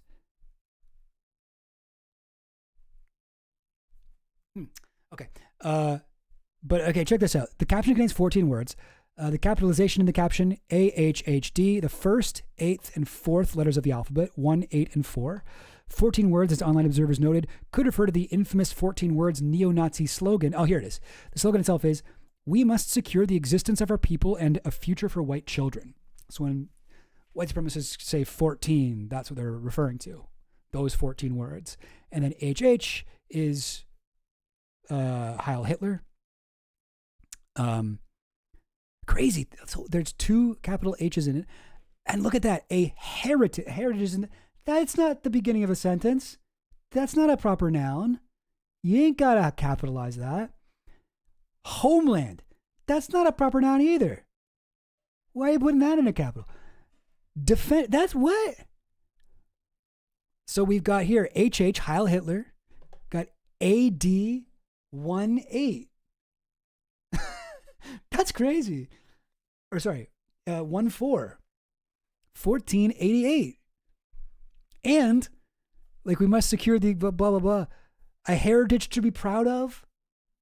Are you kidding me? A heritage to be proud of, and then we must secure the existence of our people and a future for white children. Like that, it's saying the same thing as the 14 words even. Like this is like as crazy as like, you know, the fucking Christian woman who's like, and if you look at the Monster Energy drink can, this is actually Hebrew letter for that means 6. So it's the M is actually a 666. And if you turn around this, like that whole stuff, shit. I remember, speaking of CanCon, Sobeys. Sobeys is a Canadian grocery store chain, right? Here it is. Sobeys. Oh wait, hang on. So here's a Canadian grocery store chain, Sobeys. I remember a guy, one of my friends in high school, was big into conspiracy theories, and I used to love to talk to him about conspiracy theories and just like kind of hear what he was thinking. And this is, I think to this day, one of my favorites ever, because there was a local Sobeys in town, and he was convinced that Sobeys was run by like New World Order, globalists, Nazis. And he's like, look, it starts with a S, it ends with a S. Put those together, SS, the Nazi army, SS. And look, if you look at it and you take the S's SS, if you take them away, what are you left with? Obey. Obey, ready to serve. It's like a fucking, it's like They Live. It's like you got the glasses from They Live, but it's barely different. Like, I love shit like this because it's like, a lot of the fucking shit where it's like, no, all you gotta do is blah, blah, blah. Oh, symbolism will be their downfall. Oh, look at this. It's totally, but it's like this one, it's like, you don't gotta speak Hebrew. You don't gotta know anything. You just gotta be able to read. And you look at it, you're like, oh yeah. Oh, that is weird. Yeah, why is it like that? Like, almost seems like that. This is the thing. But it's not, obviously, right? This is not what that is. Yeah, he'd die if he saw the KISS logo. Yeah, for sure. Oh, again, I gotta do this. Hang on now. Hang on a minute. He'd die if he saw the KISS logo. There we go. Yeah, the KISS logo actually does have like the actual SS symbol in it. But then you look at like this shit. This actually is that shit. Like this is I mean, I don't know. Like, hey, maybe they just randomly capitalized shit. Maybe they just, it just happens to be 14 words long. It happens to be whatever. I mean, even if this all these like 1488 shit, even if that is a total thing, you're still saying a heritage to be proud of, a homeland worth defending, over a photo of like the ethnic cleansing of the Native American. Like that's what this depicts anyway. Really, so the stars really have to align in a incredibly specific way for this to be unintentional. And even if that's the case, it's still racist and it still has the same fucking message anyway. So like, and the 88-foot flagpole. Hang on, let me see if I can find this. At the White House. Woat House. Trump installs pair of 88-foot tall new. Why do we got to know they're 88 feet? Why not 90 feet? Why not 100 feet? Why did they stop at 88? Why did they stop at 88? Could it be that they were saying Heil Hitler with it? Could that be the secret message? The difference here is that Symbolism will not be their downfall. Nothing happens with this shit. Nothing happens with this shit. Oh, you're so right, Mark. How did I forget about Palm Beach Pete? How did I forget about Palm Beach Pete after he's done so much for us? All right. Hang on. We got this. We got this. Palm Beach Pete. Palm Beach Pete. Now, there was a guy who thought that that people thought was, where was it? Where was it? Hang on. Palm Beach Pete. Palm Beach Pete.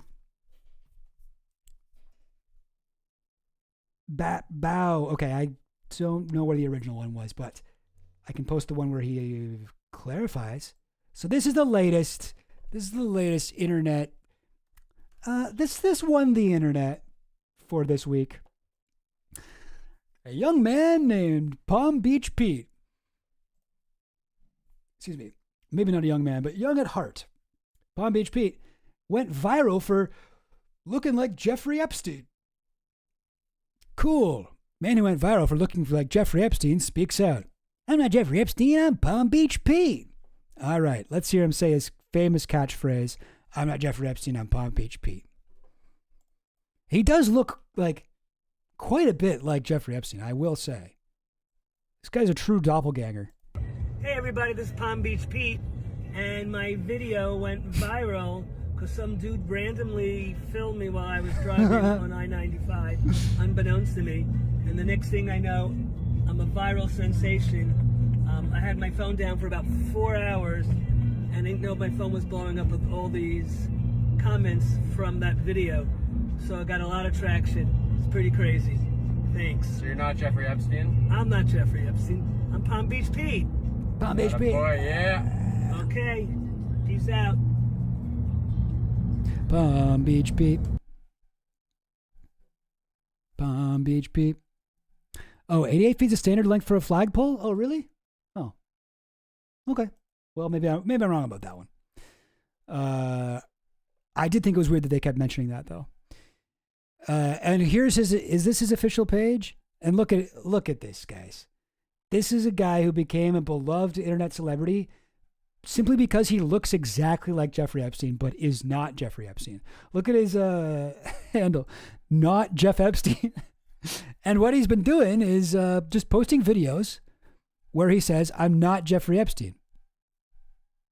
Hey, everybody, I'm not Jeffrey Epstein. I'm not Epstein, I promise. I'm not Jeffrey Epstein, I'm Palm Beach Pete.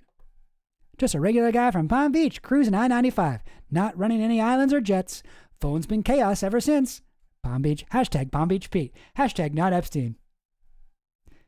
And here we go. Here's another video. God, Good morning. I never want to miss a Palm Beach Pete video. Everybody, this is Palm Beach Pete. What's he going to say this time? From Palm Beach, Florida. From I Palm want to Beach. thank everybody for the positive comments I got from saying I'm not Jeffrey Epstein. What? I'm just Palm Beach Pete. Going to play some tennis today. Going into town. Have lunch. I'm so not Jeffrey Epstein. I'm just me being me. And it's a crazy phenomenon that has went really viral. And I really appreciate all the support. And just want to reiterate, I'm Peter from Palm Beach. Have nothing to do with Jeffrey Epstein. He's a very bad person, what he did, obviously, Okay, yeah. and he is dead. Good. And I'm alive. I'm glad to hear that he doesn't agree with the things that Jeffrey Epstein did. It's cool that he doesn't endorse Jeffrey Epstein. He's not Jeffrey Epstein, and he doesn't think that what he did was good.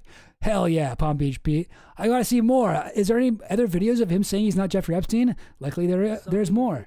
Good morning, everybody. Palm Beach Pete from sunny Florida, not a cloud in the sky. quite I'm off quiet. to play some tennis. I'm not Jeffrey Epstein. I'm Palm Beach Pete. I want to thank all my followers. This thing has gone crazy viral.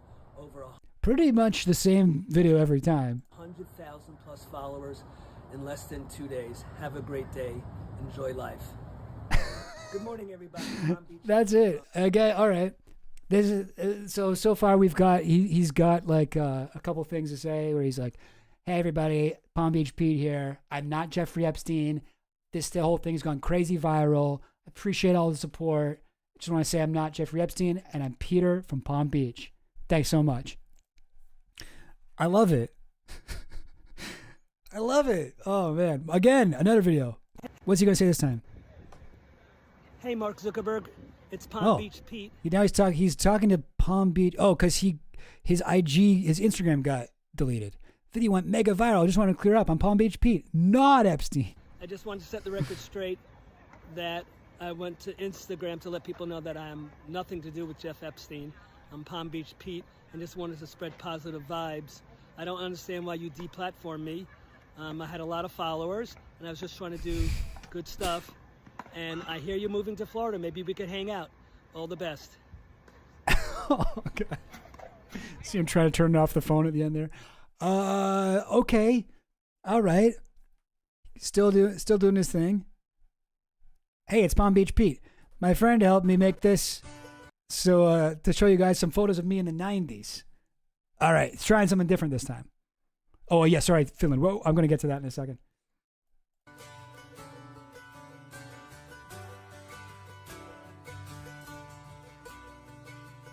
He kind of looks like Jeffrey Epstein's, like, I don't know, good twin or something.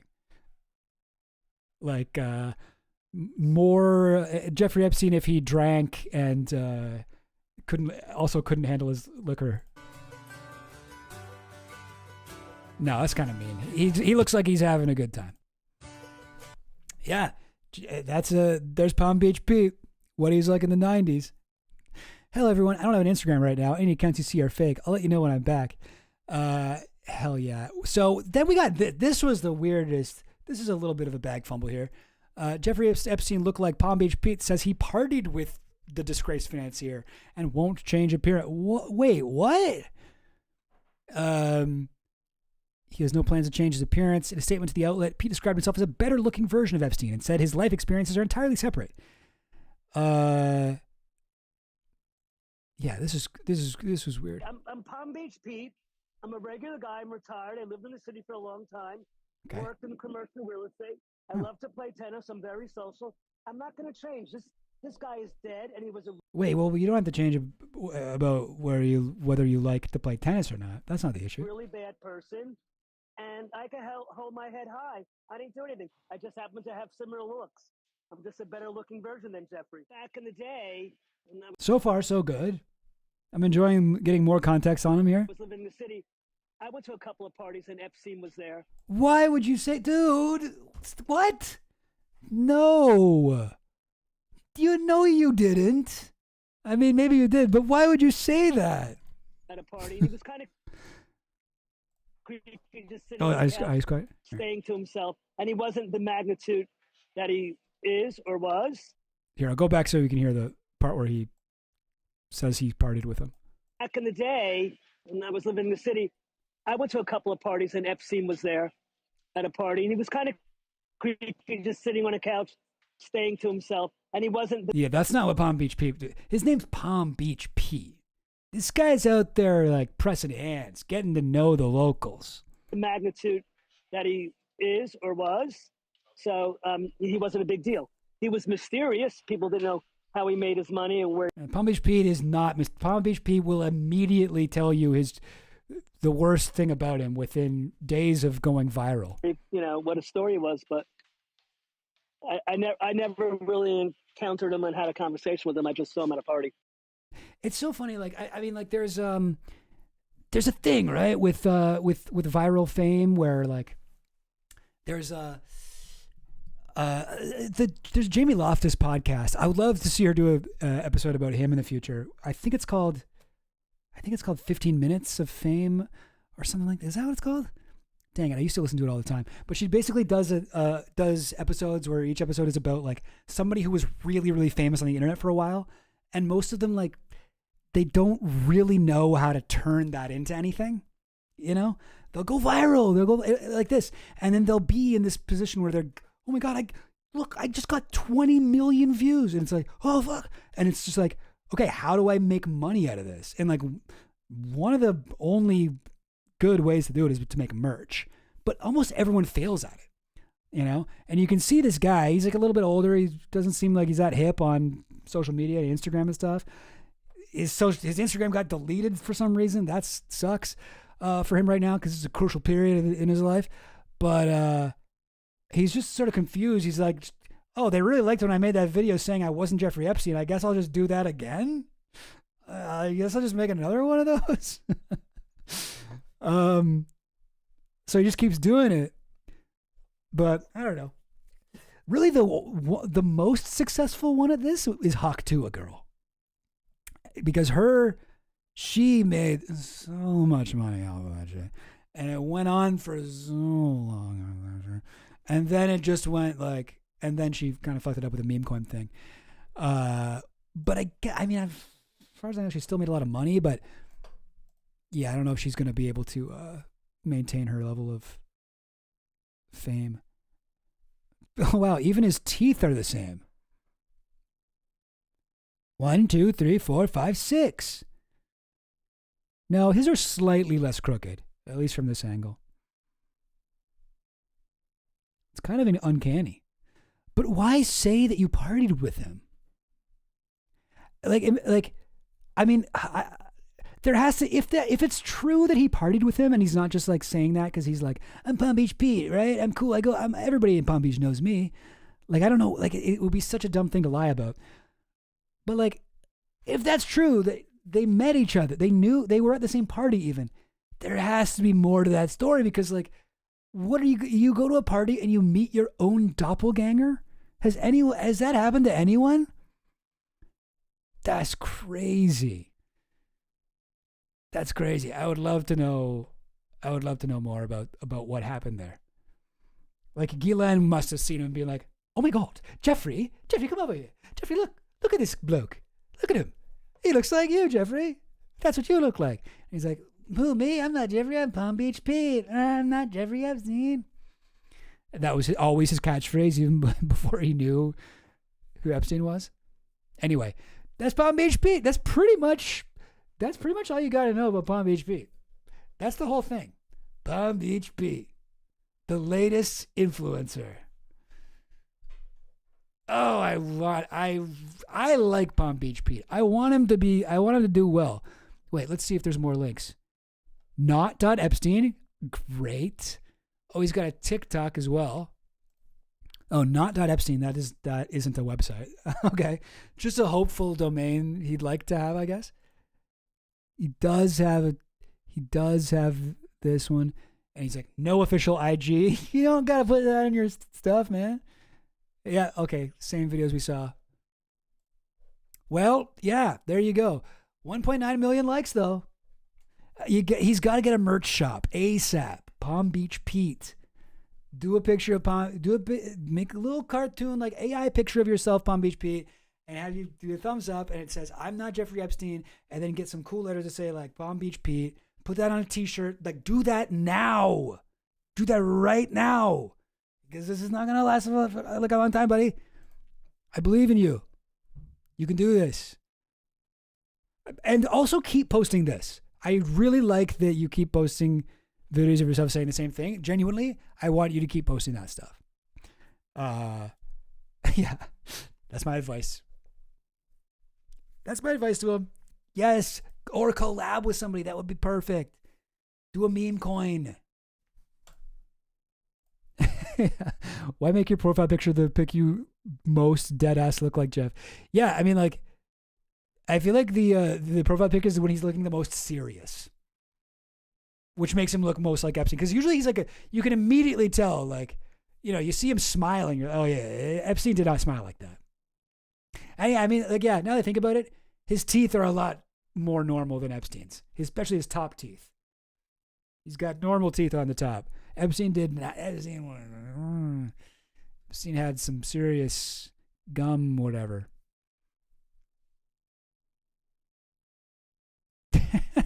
Anyway, best of luck to you, PBP. Not Jeff Epstein again. Is his name. And get this domain, man. Jump on this and make this your merch shop, please. I'm not asking you. I'm ordering you to do this. Please, for everyone's sake. And don't use AI for the design if you can hire somebody, but if you can't, you just got to get out there ASAP. Yeah, well, we need another update. Is he still not Jeff? Did he become Jeff at some point? Since the last video, it's been like 10 hours. Maybe he could be him now. Pop HP, hop on the stream, get in the Discord. Gang, I'm grasping at straws here. I'm not making an early night. We got enough drama.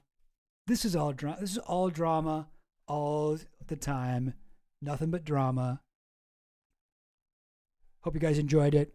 I've sold out all my principles and dignity, and now I'm a drama slop channel.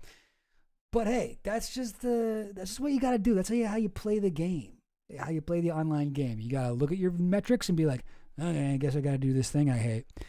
And yes, I am become drama channel, destroyer of noobs. No. What do you call people that you destroyer of lol cows? Ugh, that felt gross to say. But gang, thank you so much for watching.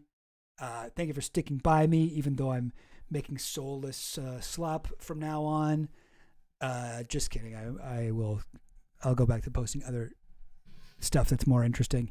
But maybe I'll do a little bit more drama in general. I mean, maybe not. Who knows? Whatever. Depends on if there's drama to talk about. Okay? I'm not above it. What I'm saying is my values are for sale, and that sale is ad money from YouTube. Gang, what do we got to say about that? That is unbelievable. And you know what I say to those guys that I did drama content about? I had to spank him there at the end, and I certainly enjoyed it. That's right. All right. Okay. And now I will finally click on this button and mean it. No! Wait, why did that? That's not right. No, hang on. Now I will finally click on this button and mean it. I wanted to air this because I got sent this and I saw this and I watched most of it. I didn't see it all this morning. It's like 30 minutes long, but I watched part of it. And the guy's saying he's criticizing me because you do that, you don't get banned by the algorithm. And he's just one server coming on the waves we created. So he pretty much gets it. I thought it was entertaining and informative. He's also got a pretty ridiculous name. Extra Chill Goblin. We always like Goblin jokes. I don't know why.